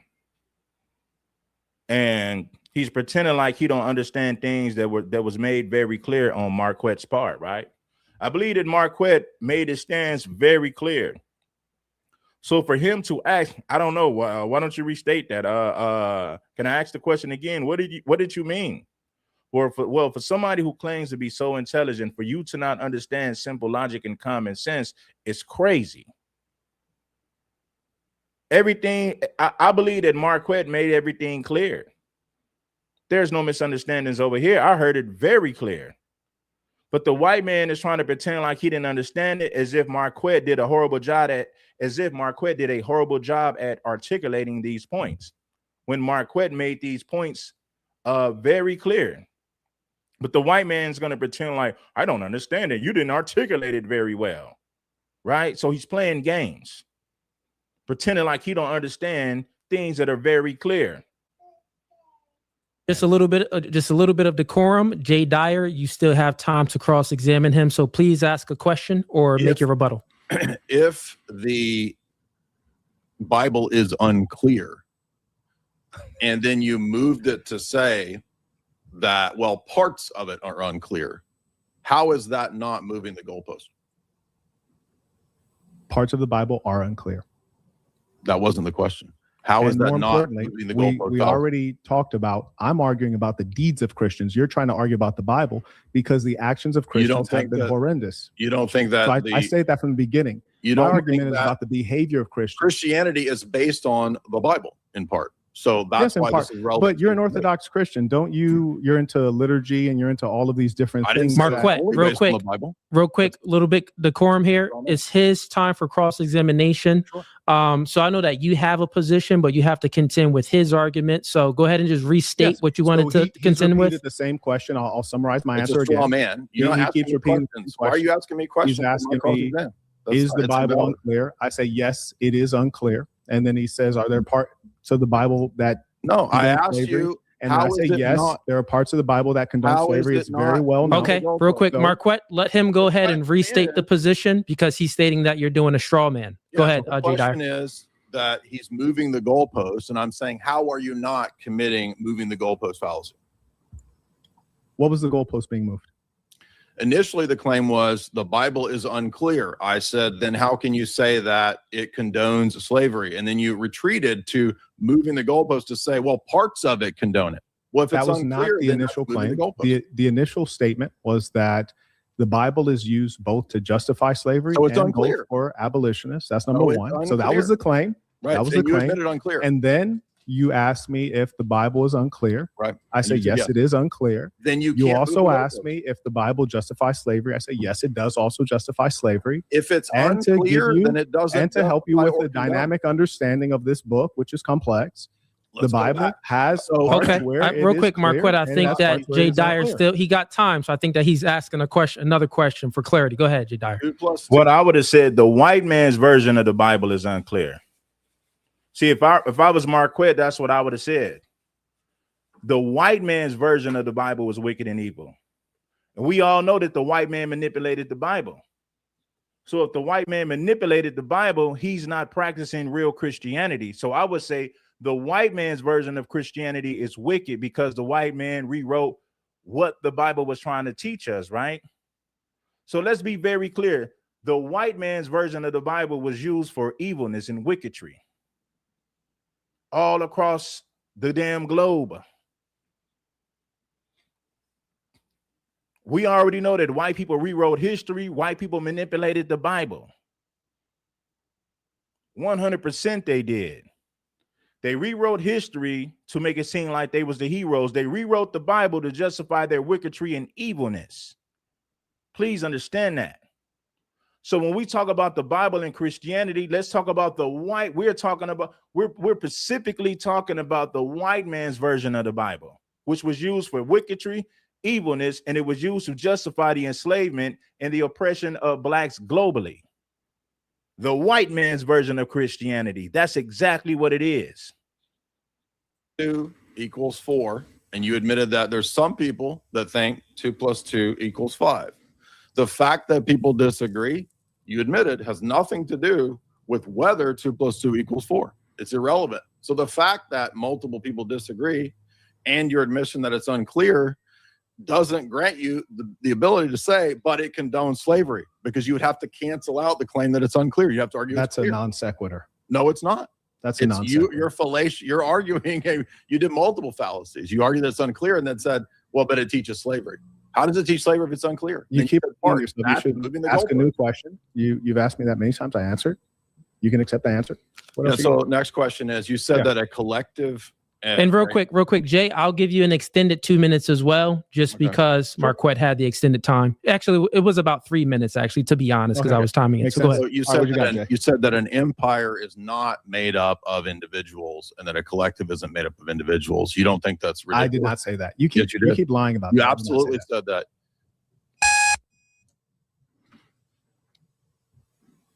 You said that when I also said that, noticed. Oh, I go said ahead. individuals are guilty for their actions, not collective groups. And you said an empire is not individuals. That's what you said. We can speak specifically about Christianity. See, what he's trying to do is he's trying to make it seem like these were individuals. No, these were whole empires where white men have rewrote the Bible for their own benefit, right?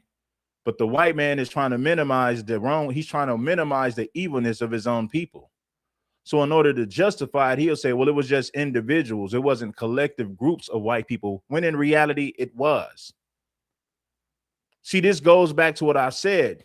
When white people do wicked things, they'll say, well, this person was an individual. It has nothing to do with white society as a whole. And that's exactly what the white man is trying to do. He's trying to deflect so that he's trying to deflect so that Marquette can't hold his people accountable for their wrongdoing throughout the history of the world. It goes back to what I said. This is simple mathematics here. This is not hard to see. White people always do this. Dylan Roof shoots up a church in South Carolina. Oh, this is no reflection of the white community. Dylan Roof was a lone wolf and he didn't take his medication that day. If a black man shoots up a church, then they're going to say this is the problem with the black community. is violent. There's lack of fathers, and this is why you have ghetto thug culture. See, when a black man commits a crime, the whole black community goes on trial. When white people do something, they're judged as individuals. They're held accountable as individuals. And I've been saying that for a long time. This debate right here is a prime example of what I've been saying. Jay Dyer is doing the same thing. He's trying to say, well, those were individual whites. It had nothing to do with whites as a whole in society.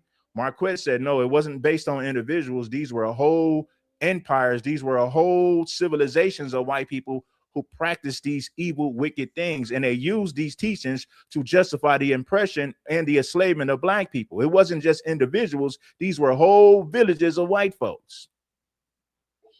Christians. I said that when Christianities use the structures of their church, they use their theology to justify their crimes against humanity, genocide, apartheid, etc., then yes, we can assign those behaviors to Christianity. Quite had the extended time. Actually, it was about 3 minutes, actually, to be honest, because I was timing it. Makes So go sense. ahead. So you said that an empire is not made up of individuals, and that a collective isn't made up of individuals. You don't think that's ridiculous? I did not say that. You keep, Yes, you you did. keep lying about You that. I did not say absolutely that. said that.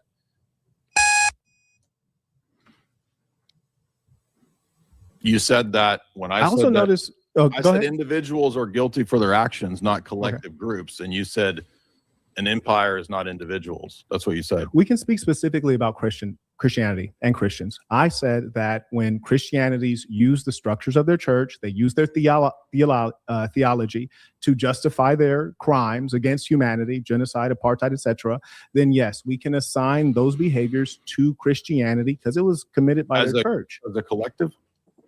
Yes, to their religion. So now you do believe in collective guilt. I noticed that you move You from said a minute ago you weren't Christianity. doing You collective move guilt. from Now you are. Christianity. You're now like the you contradicted apostle again. of Notice that you high-minded contradicted abstraction. again. He said he's You don't not have to doing go to the collective abstract. We can discuss now he is. specifically the history. Did you say earlier? You don't have to go to the abstract. He's not answering the questions. Did you say earlier that you weren't doing collective guilt, and right now you just said it is collective guilt? Is that not true?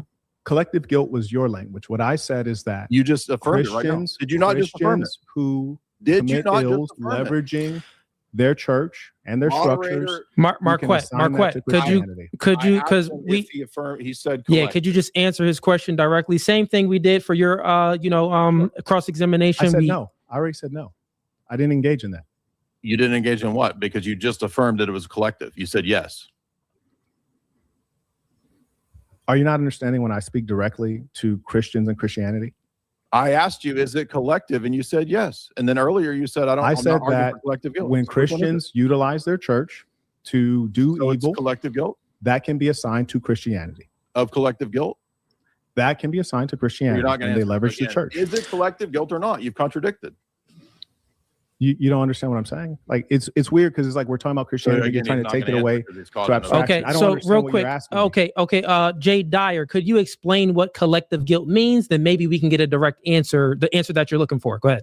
Yeah, throughout the discussion, he's multiple times appealed to Christianity as a whole. In fact, he wanted to go with that by bringing in the Dutch and all the different groups. Christianity as a whole shares guilt, blame. It's a structure.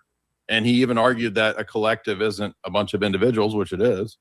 And I'm asking, so are you attributing collective guilt, which sin can only be individuals acting in my argumentation, and I think what the Bible teaches. So he's going to have to show how he gets from individuals to collective guilt. And he's denied it and then just recently affirmed it. So I want to know which one is there collective guilt, and how do you get to that? On what basis? Right. So well, you guys use collective guilt for black people, right? You guys say that black people are this and black people are that, and white people have used their media to demonize the actions of black people. Like I said, if you see a black person committing a crime, the whole black community goes on trial. They say this is what's wrong with black culture. White people get the benefit as being judged as individuals. They don't hold the whole white community accountable for what a crazy white man did. Prime example, last year, a white man burned down the church in Michigan and shot it up. They didn't use that to demonize the whole white community. They said that that white man was a lone wolf. He was crazy and didn't take his medication that day. That's the excuse that they make for white criminals. But they don't do the same for black criminals. The whole black community goes on trial when black individuals commit crimes. white people commit crimes, white men in particular commit heinous crimes, he's held accountable as an individual. And that's exactly what Jay Dyer is doing right now. Instead of Jay Dyer saying, yes, there were whole empires of white people who used Christianity for evilness and wickedry, he's not going to say that. He's going to say, well, there were individuals who did it. It had nothing to do with white folks collectively. Happening is you're attempting to put me within a frame that I'm not operating within. This has nothing to do with collective on your guilt. frame, is there You collective mentioned guilt? sin. I'm not talking about sin. I'm talking about the crimes of Christians who operate in an organized fashion, leveraging the church, leveraging Is there guilt missionaries, for collective crime? leveraging theology of Is there guilt for Christianity, well, you're not, you and won't answer those the crimes question. can be assigned to the church and Is assigned there to Okay. Christianity. Go ahead. Let it go ahead. Jay Dyer, just last minute here. Just there restate guilt the for question. Let's see if we can get an crime? answer. Is there guilt collectively for a crime? I don't know what you're talking about. Are you serious? This is Yeah, ridiculous. I don't know what you're talking about. I'm talking using your term, Christians and crime. Christianity. Is there collective guilt for crime? Well, when you say guilt, that usually would be assigned to like a human being. I'm Thank you, an assigning individual. I'm so how are you assigning arguing so to it's invalid? Christianity. I'm saying that the actions of So you Christians conceded in the an debate, right? organized fashion, the actions of the church, of missionaries, That's a the collective group. theology that keep justify. Yeah, those were collective groups. It wasn't just individuals. These were collective groups of white men who went around practicing Christianity. These were collective groups of white men. You can't minimize it to individuals. We're not going to let you do that. The white man's version of Christianity was evil and wicked. But we all know that white men manipulated the Bible to justify their evilness. We know that. We all know this. Hit the like button if you haven't already. The game is coming heavy. This debate is very good, but what's crazy is it's not rocket science, homie. It's very simple. Jay Dyer is doing the same thing that white people have always done throughout the history. They minimize their wrongdoing and blame individuals instead of blaming the collective group of white people. The organized group, instead of blaming the organized groups of white people, they blame it on individuals. That's exactly what Jay Dyer is doing. That can You be shift assigned to between- Christianity because Okay. they did it as an Hardcore fallacy. organized group of Christians. You're shifting between individuals and collectives, and that's why it's a fallacy. Okay, all right, fellas. That's the end of the cross-examination. Let's hop into open dialogue because it sounds like that's what y'all want to do anyway. So let's go ahead and hop into open dialogue. We'll do 30 minutes of this. We'll put the 15-minute timer, then I'll bring it back to another 15. I'm going to sit back and chill. You guys are heavy hitters in your own way. You guys could try to create some decorum yourselves now. So go ahead. Let's have some fun and let's Will you debate. do a poll too, by the way? Or no? Sure, I'll go ahead and bring up a poll. Marquette, you're okay with a poll? Poll on what? Just a poll on winner or loser. That's what I'm guessing you're suggesting, Jay Dyer. Are you okay with that, Marquette? I don't care. Okay, well, I'm just saying, just to be fair. Okay, cool. Yeah. The floor is yours. Go ahead, have at it. Go ahead. And we can remember that we're discussing if Christianity is a good thing, a good force in the world, right? We're not going back and forth on doctrine. I'm talking about the actual actions of Christians. Seems as though you need to move to the realm of abstraction. You don't think ethics are in the abstract? I'm asking you why we can't simply discuss Yeah, let's talk about ethics. Christian Fine. did this. How do we know what are This the was ethics? the outcome. It was What's negative. the ethical system? And that you're why referring is it scaling across different Christian societies, across the Dutch, the English, the Mhm. French, the Portuguese, the Americans, Okay. and they're all Christian?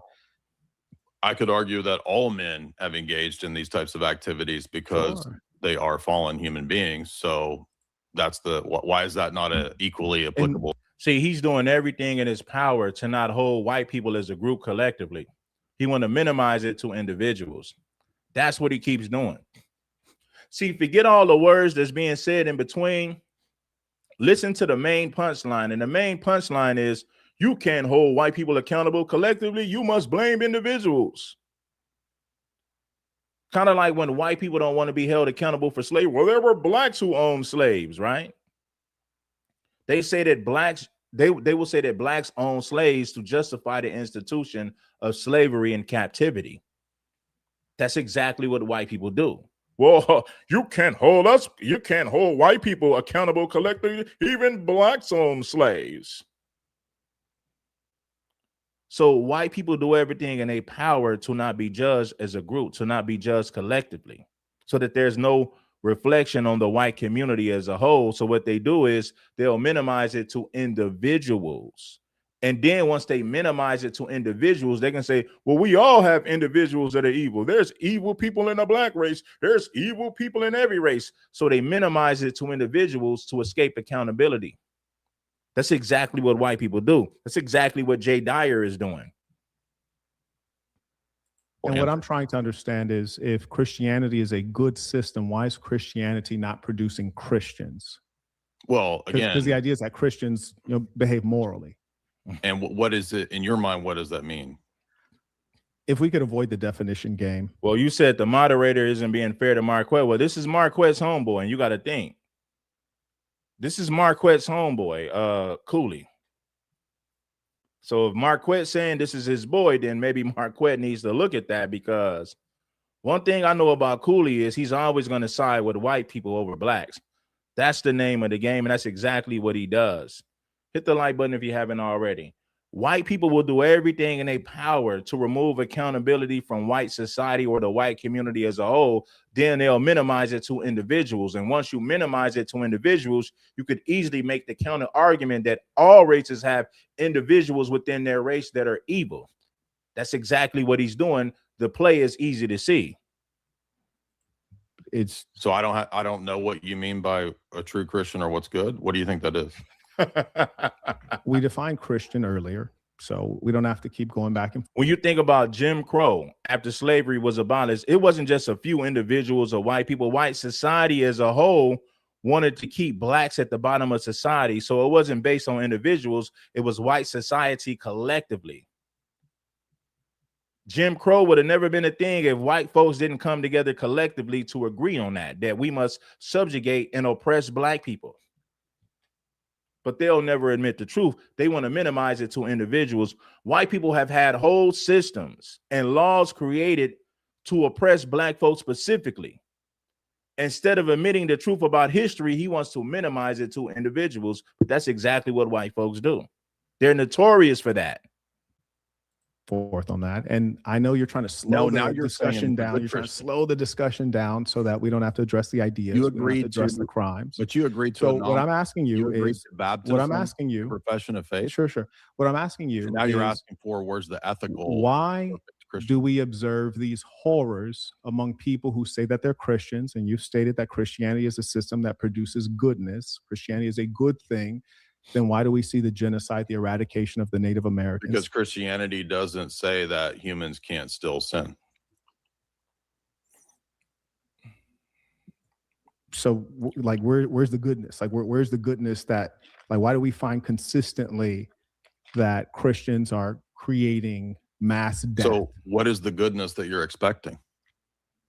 Well, tell me, what is the goodness that we should expect from Christians, since you're the Orthodox? I think we have the 10 Commandments. We have, the moral law. In terms of like behavior in the world, not in terms of your scripture, in terms of like the behavior in the real world. That is what our system would be. You're asking me what the good is. The good is. So is one of the commandments, thou shalt not kill? Sure. Okay. So the mass murder of the Native Americans is a egregious violation of that. This was put into law. As I mentioned earlier, we find that Christian societies overwhelmingly have justified this. America is a Christian organization or Christian country. There's even the claim that Americans came here for religious freedom, which is not the whole story. Well, I don't know that I don't even have to grant that America's Christian, but even if I did, how does this get you to the conclusion that? So no, what I'm asking is, how do you get to the conclusion that Christianity is a force for good? And you mentioned your 10 Commandments, thou shalt not kill. So, and we find that the mass murder of the Native Americans. I have an account. If Christianity is based on thou shalt not kill, then that's it's based on the lie, because like I said, you can't establish dominance without violence. How did the white man establish dominance? Now, the same white man that promoted Christianity to us, how did that same white man establish dominance? He established dominance through extreme violence. The white man established dominance globally through extreme violence. So how can he preach Christianity to you when one of the first commandments in Christianity is thou shalt not kill? How many people did white folks unalive globally to establish dominance in different countries on different continents? Think about that. So if you're living by the Bible and you're saying thou shalt not kill, when we all know that you can never establish dominance without violence, how could these same people promote Christianity when they unalive millions of people to establish dominance? They exercise extreme violence to maintain and to establish dominance. So the whole thing is fugazi. Christianity, the white man's version of Christianity, is not rooted in reality. I'm going to say it again. The white man's version of Christianity is not rooted in reality at all. The white man unalived billions of people to establish dominance. But if you look at Christianity, Christianity tells you thou shalt not kill. The white man violated that all across the world. You see what I'm saying? So if you want to talk about a fallacy, the fallacy is the white man's version of Christianity. That's the true fallacy. Thou shalt not steal, thou shalt not kill. And the white man broke every damn commandment in the damn Bible. The same people that promoted Christianity to you was the same people violating every commandment. Thou shalt not steal, thou shalt not kill, thou shalt not bear false witness. And the white man did all of that. Thou shalt not steal, thou shalt not kill, thou shalt not bear false witness. And the white man did all of that to establish and to maintain dominance across the world. So if we're going to talk about a fallacy, the white man's version of Christianity is a damn fallacy. Under good. Christians. I have an account for the good that includes the possibility of free will and humans still committing fallacious, evil, vile actions.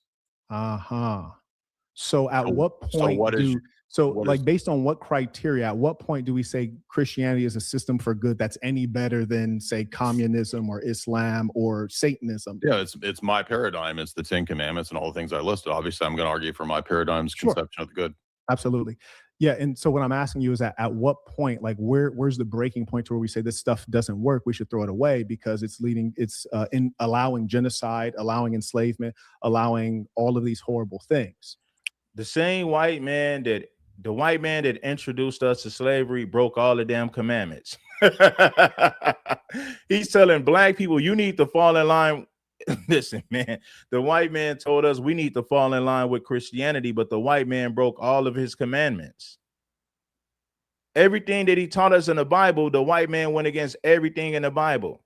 The white man is known to bear false witness. He spreaded propaganda and lies about black people. He stole to dominate. He unalived millions and billions of people. So the white man broke every commandment in the damn Bible. But at the same time, he's telling you that you must live by the Bible and Christianity, while he violates everything that the Bible represents. Thou shalt not steal, thou shalt not kill. The white man violated every commandment. The white man didn't follow none of those commandments. How did the white man establish dominance? He established dominance through extreme violence.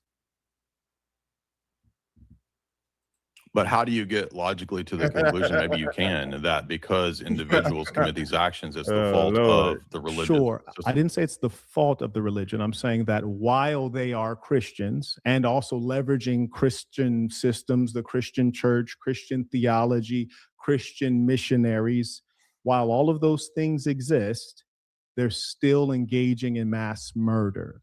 So I'm saying, at what point do we decide that Christianity maybe is not a good thing, or no better than communism, socialism, atheism? You would have to demonstrate. So I'm asking you, what would be the criteria? Because you mentioned that thou shalt not kill. And I said, well, thou has killed millions of people. So at what point is it too many to where someone like you would say that we should throw this away? It's a fallacious line of argumentation. No, I'm not arguing. I'm asking you a question. At what point would you say we should throw this away? You know what a genetic fallacy is? I do. But I'm asking. It's a legitimate question. What we're saying is, if the white man himself ain't living by these same commandments that he promoted to us, at what point do we throw this religion away? If the white man is promoting this religion as the truth, and when we educate ourselves, we realize that it's not true, at what point do we throw it away? That's a real question, but the white man is trying his best to avoid the question. Serious business. The white man's version of Christianity is a fallacy. It is a damn lie. It is a fairy tale. It is fiction. It is not based on any facts. So at what point do the black man separate himself from that? That is a legitimate question right there. If we know the white man has used Christianity to manipulate black people, he's used Christianity to justify his wrongdoing. The white man used Christianity to justify the enslavement and the oppression of black people. At what point do black folks separate from the white man's religion? That's a legitimate question. Asking you, What is it? At what point do we say we should throw this away? What is it? Do you notice you keep on bogging down and like, what's the I've been answering definition your of question. this? In church, Christian theology, Christian missionaries. While all of those things exist, they're still engaging in mass murder. So I'm saying, at what point do we decide that Christianity maybe is not a good thing, or no better than communism, socialism, atheism? You would have to demonstrate. So I'm asking you, what would you be the criteria? show. Because you mentioned that thou shalt not kill. And I said, well, thou has killed millions of people. So at what point is it too many to where someone like you would say that we should throw this away? It's a fallacious line of argumentation. No, I'm not arguing. I'm asking you a question. At what point would you say we should throw this away? You know what a genetic fallacy is? I do. But I'm asking you, what is it? At what point do we say we should throw this away? What is it? Do you notice you keep on bogging down and like, what's the I've been definition answering of your this? questions for the last What's 5 your minutes. source on What's this? a So I'm genetic asking fallacy? you, at what point do we throw Christianity away? With millions, hundreds of millions of people killed or enslaved. It's a fallacious line of reasoning because it's a genetic fallacy. So can you tell me what that is? So you're saying that there's no. So the white man's version of Christianity is the true fallacy. That's the true fallacy. White man has sold us fairy tales. Well, the white man has sold us things that are far from reality. The white man's version of Christianity is the true fallacy. Now, Marquette asking him a question, and you know, instead of him answering the question, he comes back with his own question in order to deflect, because he doesn't have an answer for the question that Marquette is presenting to him. That's why he refuses to answer the question, and he comes with his own questions in order to deflect, in order to gaslight. He's been doing this. The white man's been doing this whole debate. Well, I don't have to answer your question because what you said is a fallacy. Well, the white man's version of Christianity, is the true fallacy. So when he don't want to answer the question, his way of avoiding the question is he'll just say, well, oh, that's a fallacy. I don't have to answer that. That's a fallacy. Then he'll come with his own question. He's deflecting. I'm going to tell you why the white man's version of Christianity is a fallacy. The Bible said that thou shalt not kill, thou shalt not steal, thou shalt not bear false witness. The white man did all of that. Everywhere he went, he unalived people, he stole, and he told, and he made up things, and he rewrote history. So the white man is known to bear false witness because he rewrites history for his own benefit. The white man has unalived billions of people globally to establish his dominance. And the white man has stolen land all across the world. So the white man has violated every commandment in the Bible. So the white man's version of Christianity is a fallacy 100%. There's no reason to take this serious. See, Cooley is cool because he's making money being cool with these white folks. And let me tell you something, Cooley. If you had a debate with a white person, they would do you the same way. They would say that you're dumb. They would say that the white man cooked you in that particular debate when the white man did nothing but gaslight and deflect the whole damn time. But Cooley doesn't care how full of crap those white people are. As long as they support his platform, he don't give a damn about how wicked and evil and how they're manipulators and liars.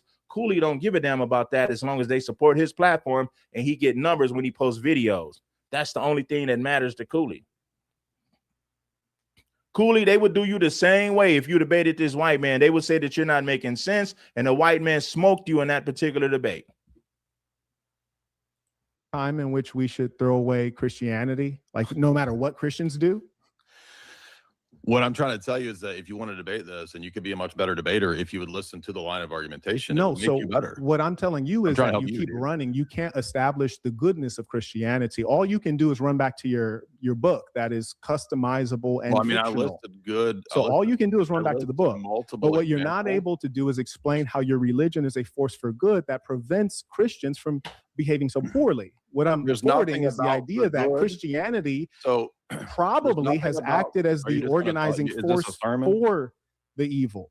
Like Christians aren't any nothing better about than the- anyone else in the society. There's nothing about the good in the Christian belief or system, as I would give an account for it, that necessitates that it will bring about perfection, utopia, or Well, we know it's not the white man's book, but he manipulated the book for his own benefit. And that's what he's been doing for centuries.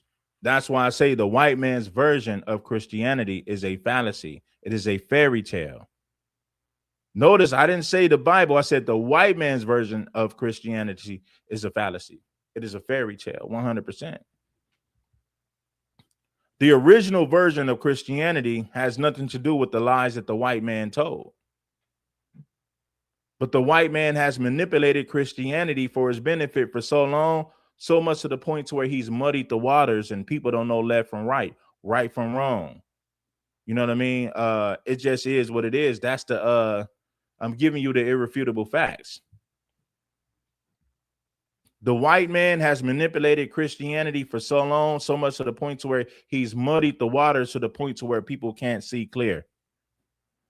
remove human free will short of the eschaton. Well, that's a slippery slope. We're not asking for perfection. We're just trying to avoid genocide. So No, now you've moved the case, goalpost can you because you said explain- murder. can you now you explain- said genocide. So you moved. No, the I already goalpost. said genocide many times because we referenced the Native Americans. Again, you're Well, lying. like I said, when you muddied the waters for so long, it's hard to find the truth.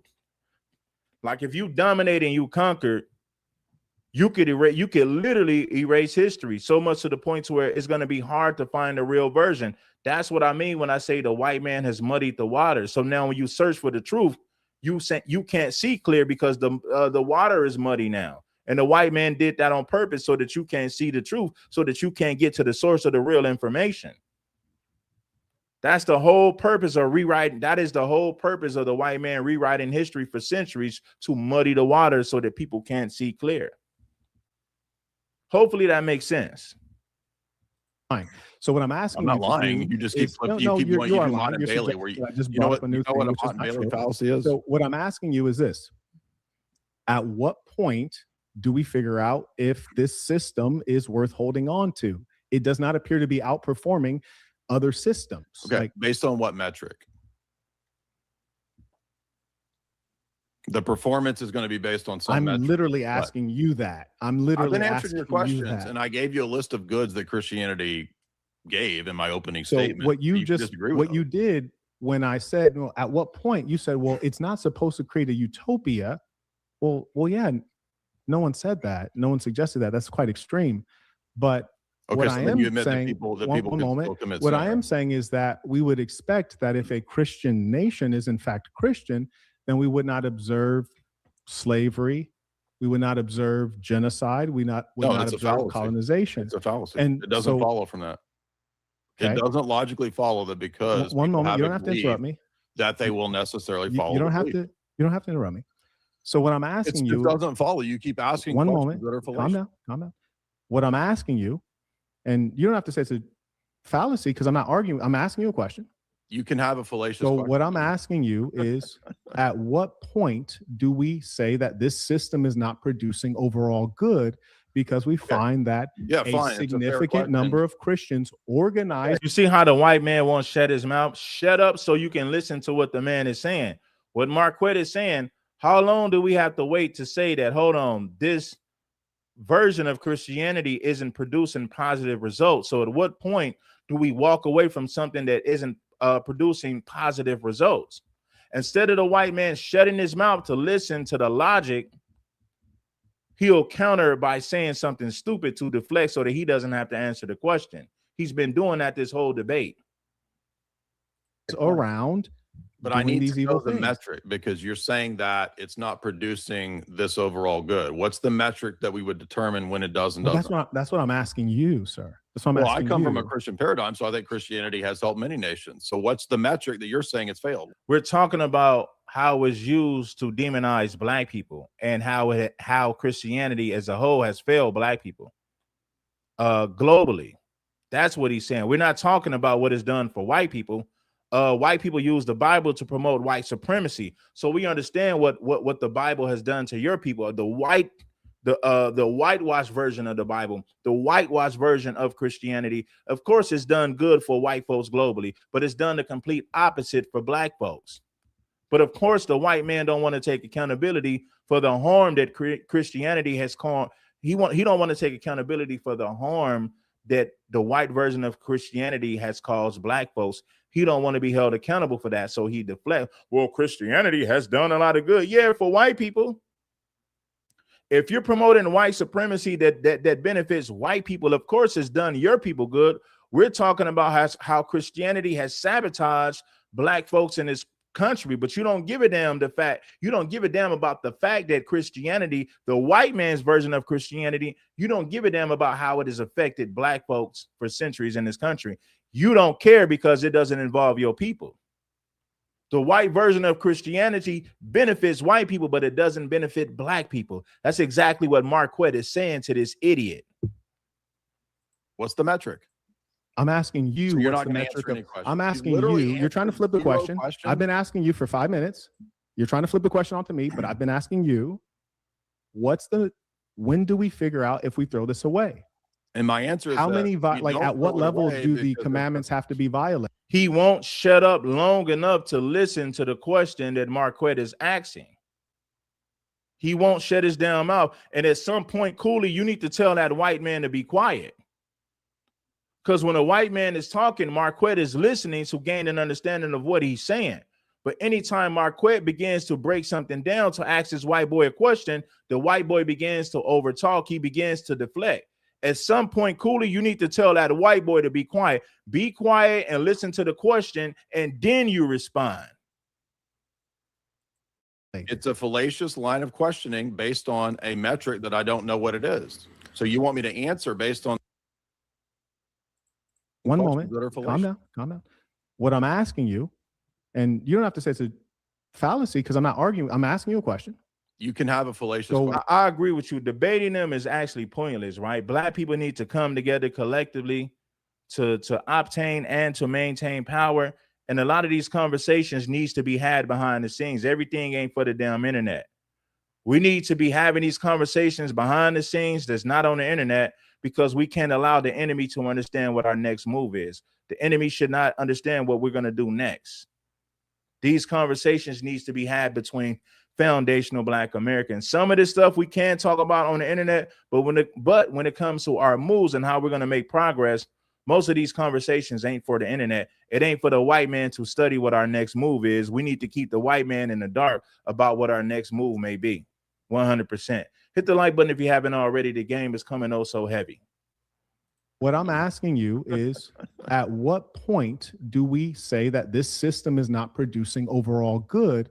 Because we find that a significant number of Christians organize around. But I need to know the metric, because you're saying that it's not producing this overall good. What's the metric that we would determine when it does and doesn't? That's what I'm asking you, sir. That's what I'm asking you. I come from a Christian paradigm, so I think Christianity has helped many nations. So what's the metric that you're saying it's failed? What's the metric? I'm asking you. So you're not going to answer any questions. I'm asking you. You're trying to flip the question. I've been asking you for 5 minutes. You're trying to flip the question onto me, but I've been asking you, when do we figure out if we throw this away? And my answer is how many, at what level do the commandments have to be violated? It's a fallacious line of questioning based on a metric that I don't know what it is. So you want me to answer based on this metric that you have? I agree, Monique. Social media was created to keep tracks of our moves. You're right about that, Monique. Salute to Monique. I got to pin that on the screen because you're so right about that, my sister. Shout out to my sister, Monique. I appreciate you because that makes perfect sense. Social media was created to keep track of Black people's thoughts. You got all these black people who pretend like they're revolutionaries. Listen, if you're not willing to die for this, if you're not willing to put your freedom and life on the line, you're just pandering on social media to cater to the feelings and emotions of black people so that they can support you financially. If you're not willing to put your life on the line and die for foundational black Americans, you're no different than Pastor Jamal Bryant. I said it before and I'll say it again. The content creators are the new pastors. Most of these guys that are talking FBA every day, they're not willing to ride. They're not willing to put in no work. They're not going to risk their life and freedom for FBA. They come on social media to pander to get gullible black people's money, but they're not going to risk anything if stuff hit the fan. They're not going to do it. But I agree 100%. Social media was created to keep tracks of our mood, to keep tracks of our moves, to psychoanalyze us so that they can get a better understanding on how to counterattack everything that we decide to do. That's why I say a lot of these conversations are not even meant for the internet. When it comes to our plans and our next move, none of that stuff should be discussed on the damn internet. We're supposed to keep these people in the blind when it comes to what move that we're going to make next. None of that stuff should be discussed on the internet, especially when it comes to what move we're going to make next. But people use it for content because a lot of times they're not going to do anything. They're saying things that sound good, and gullible FBA people follow some of the most dumbest people on social media who wouldn't even bust a grape in a fruit fight if things hit the fan. A lot of these guys are good talkers and they're good preachers. They're no different than Pastor Jamal Bryant. If the ish hit the fan today, how many of these podcasters going to get out there and really put in some work? Maybe like 5% of them. White boys got crash outs. Why do you think Dylan Roof went in that black church? He's a prime example of a crash out. And he did it in the name of white supremacy. He did it in the name of white power. Why do you think that white boy in Buffalo, New York shot up Tops grocery store? He did it in the name of white power. Most of these guys online who claim to be FBA, they're just talking. They're not going to bust a grape in a fruit fight. They're not going to put anything. They're not going to risk anything to represent FBA. They'll talk about it online to get followers to make money, but will they do something in real life as far as putting in work to make sacrifices for FBA? They're not going to do that, homie. They're good talkers. They're nothing but pastors and preachers. They're no different than Pastor Jamal Bryant. 90% of them, the majority, the overwhelming majority. That it's failed to meet what metric? For me, definitely genocide is a failure. Okay, for Christianity. Definitely mass enslavement is a failure. Colonization of other countries and peoples is a failure. Could any if you look at the Catholics, the amount of sexual abuse of minors, that's a huge failure. And these are often systemic. All right, so this guy doesn't want to have a discussion. Okay, good. No, go ahead. Could any ethical discussion, or excuse me, any ethical system, whether it's communism, whether it's a cult or whatever, is it not possible for the people in those groups to violate the principles of that group? That's actually not what we're talking about. I'm asking you a question. What is that? Okay, no, real quick. Let me see if I can create some decorum, because now I'm having. I mean, I'm gonna answer your question. Yes, it's possible for people in that group to go against the real methods and the real teachings to promote their own agenda. Yes, it's possible. You see people do it all the time. But what Marquette is asking is, if Christianity has led to negative results for black people, then it would make sense that we would throw that away and want nothing to do with it. That would make perfect sense for black people. But see, what Jay Dyer is doing is he's telling us how good Christianity has been for white people. But he's not talking about the negative effects that it's had on black people. Why? Because he don't give a damn about the negative effects that it's had on black people. He don't care. And why should he care? He's a white man. He has no reason to care as a white man. I understand that. A little bit a hard time to understand exactly what's going on. So, Marquette, could you state the question with an example besides Christianity and the things that people do in Christianity, maybe so he can understand to answer your question? Well, I think he does understand. And as I said, being a religious person, it necessitates that you have to lie because you have to protect your religion. Even if you look at the data, there's a negative correlation that's statistically significant that atheists have 6 IQ points higher than religious people. Okay, and what's the So- source for that? And I'm not saying you're an idiot. What I'm is your just source saying for that that assertion? maybe. I'm just saying that maybe you What is learn your source religion for that very. I'm assertion? saying that you learn religion maybe very What early is in the life, source for that? Why is that and not now fair you're to have? hanging on to it because You're I just know that starting you've bullshit. changed. What's the source You've for that? changed from Protestant to. You see how he won't shut up? Cooley, you're doing a terrible job at moderating this show. You need to tell that white boy to shut up. When Marquette is asking a question, tell that white boy to shut his damn mouth up. Tell him to be quiet, Cooley. Let Marquette ask the question and tell that white dude to shut his damn mouth. He'll have his turn to speak. Every time Marquette begins to break something down, this white man feels the need to interject and overtalk every time, like a female. Religious people. Okay, and what's the So- source for that? And I'm not saying you're an idiot. What I'm is your just source saying for that that assertion? maybe. I'm just saying that maybe you What is learn your source religion for that very. I'm assertion? saying that you learn religion maybe very What is early the in source life, for that? Why is and, that and not now fair to you're have? hanging on to it because You're I just know that starting you've bullshit. changed. What's the source You've for that? changed from Protestant to you were Calvinist. What You is were the so now he's doing Roman that homonym to Catholic, and call now into you're an question my Orthodox. motives. If I was Marquette, I wouldn't want to be cool with Cooley. Marquette, you call this sucker your homeboy? How is he your homeboy when he's not telling this white boy to shut the hell up when you're speaking? Now, the ones that I hear Cooley tell this white boy, hey, be quiet, let Marquette finish his point, and then you respond. Every time Marquette begins to break something down, it's very important to give this white boy a better understanding of what he's saying. The white boy begins to interject and overtalk. And not once did I hear Cooley tell that white boy to shut his mouth and be quiet so that the man could finish his damn point. So you find What's a way the to hang source? on to it because if you were to say, "Hey, This religion is a is false," psychological report. It's if you say irrelevant to the religion debate. is false, what you would have to do Psychological throw reports. away I don't. There's no point in me being 40 here. if you years listen, man. worth of He's Okay, not Yeah, even let's getting create into some it. decorum. Let's create some I decorum real understand quick. What do you mean, let's create some decorum? If you was interested in creating some damn decorum, you should have told the white boy to shut his damn mouth up when Marquette was asking him a damn question. Don't sit up here and try to pretend like, let's create some decorum. Let's create some decorum. If you really gave a damn about decorum, Cooley, you would have told Jay Dyer to shut his damn mouth up and say, wait till Marquette is finished, and then you respond. You don't give a damn about no decorum, Cooley. Because if you gave a damn about decorum, you would have told Jay Dyer to shut his damn mouth while Marquette was talking. I So wanna real know quick, the source for atheists of the hierarchy. So what What's you'd the have source? to do is throw away 40 years of belief. I get that. What Now is let the me source, answer your bro? question, Cooley. One second. just- Don't Right. The white man gave us fake Christianity. The white man gave us his own version of Christianity, which was a white Jesus. That's the white man's version of Christianity, a white Jesus.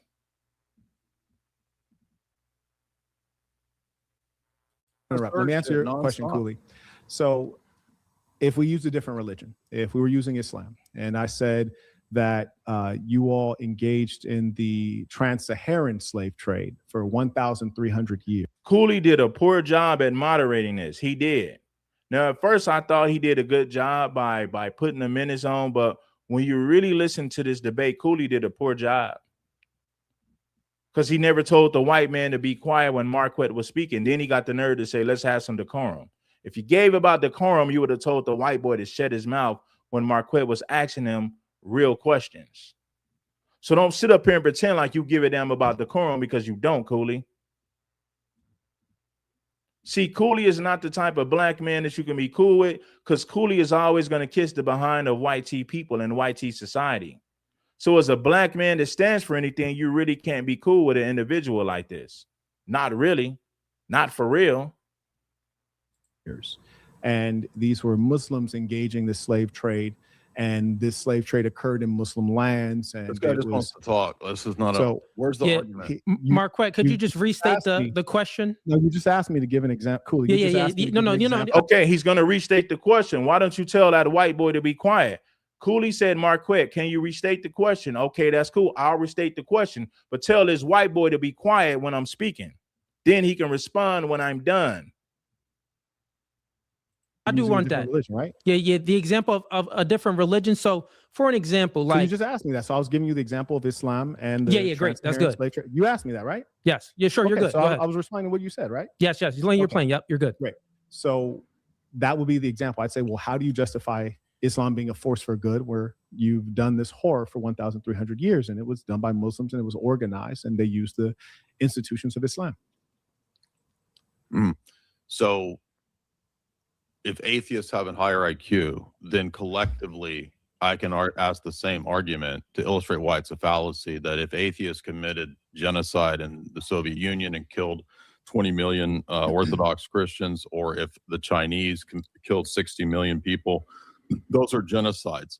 So therefore, atheism is not a just viable system by this line of argumentation. That's no, atheism is not a system of ideas. For example, you use the situation of the Russians. You're talking about the Soviets, right? The communists.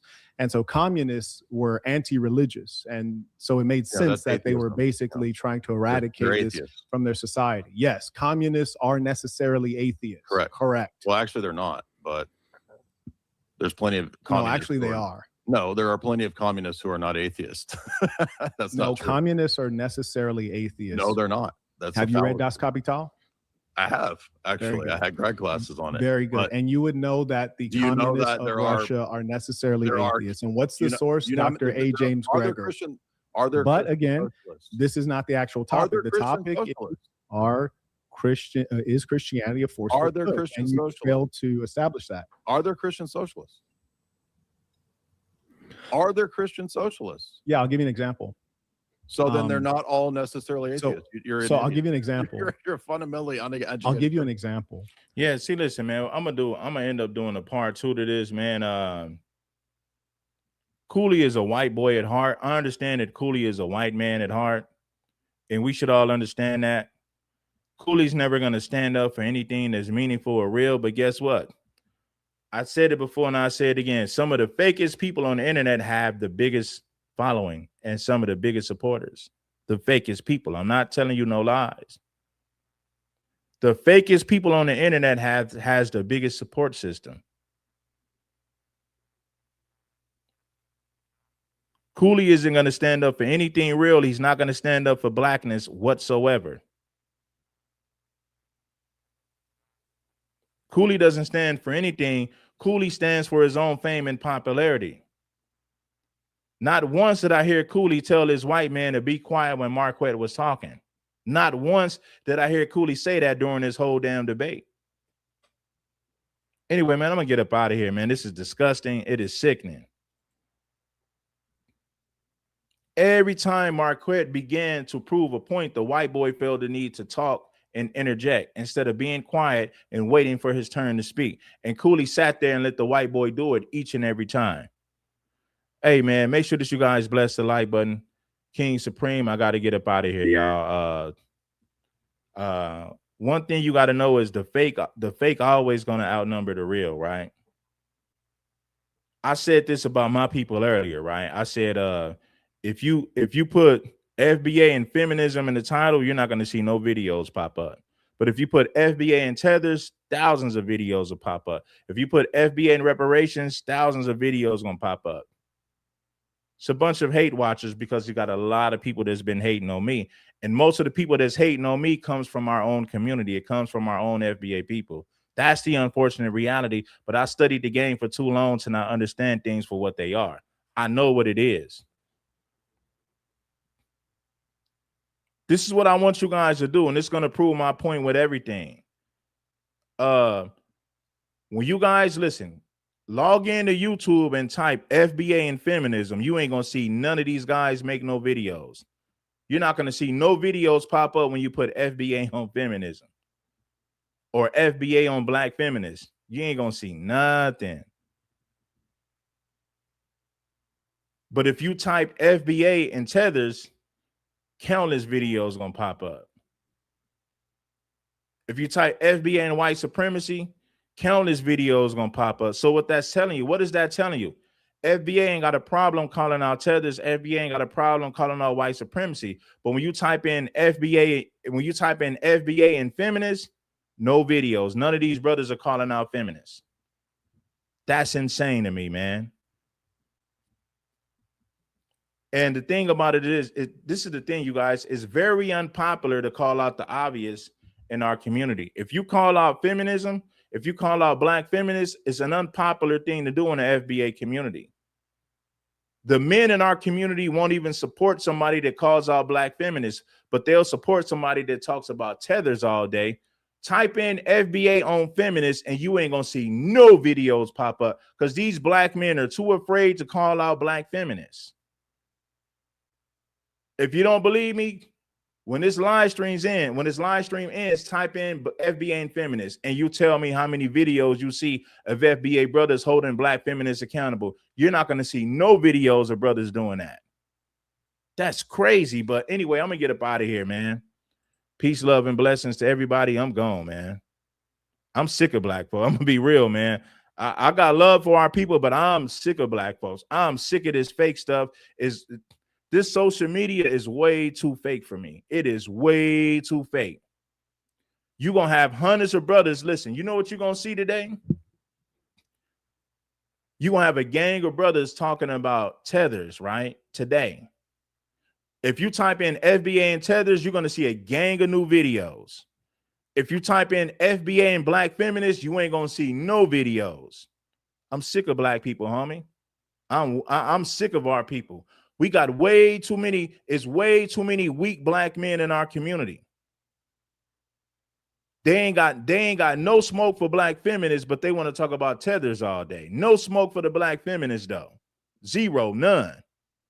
I am sick of black people. When I tell you I'm sick of black people, I am sick of them, homie. I'm going to get up out of here, y'all. I'm gone.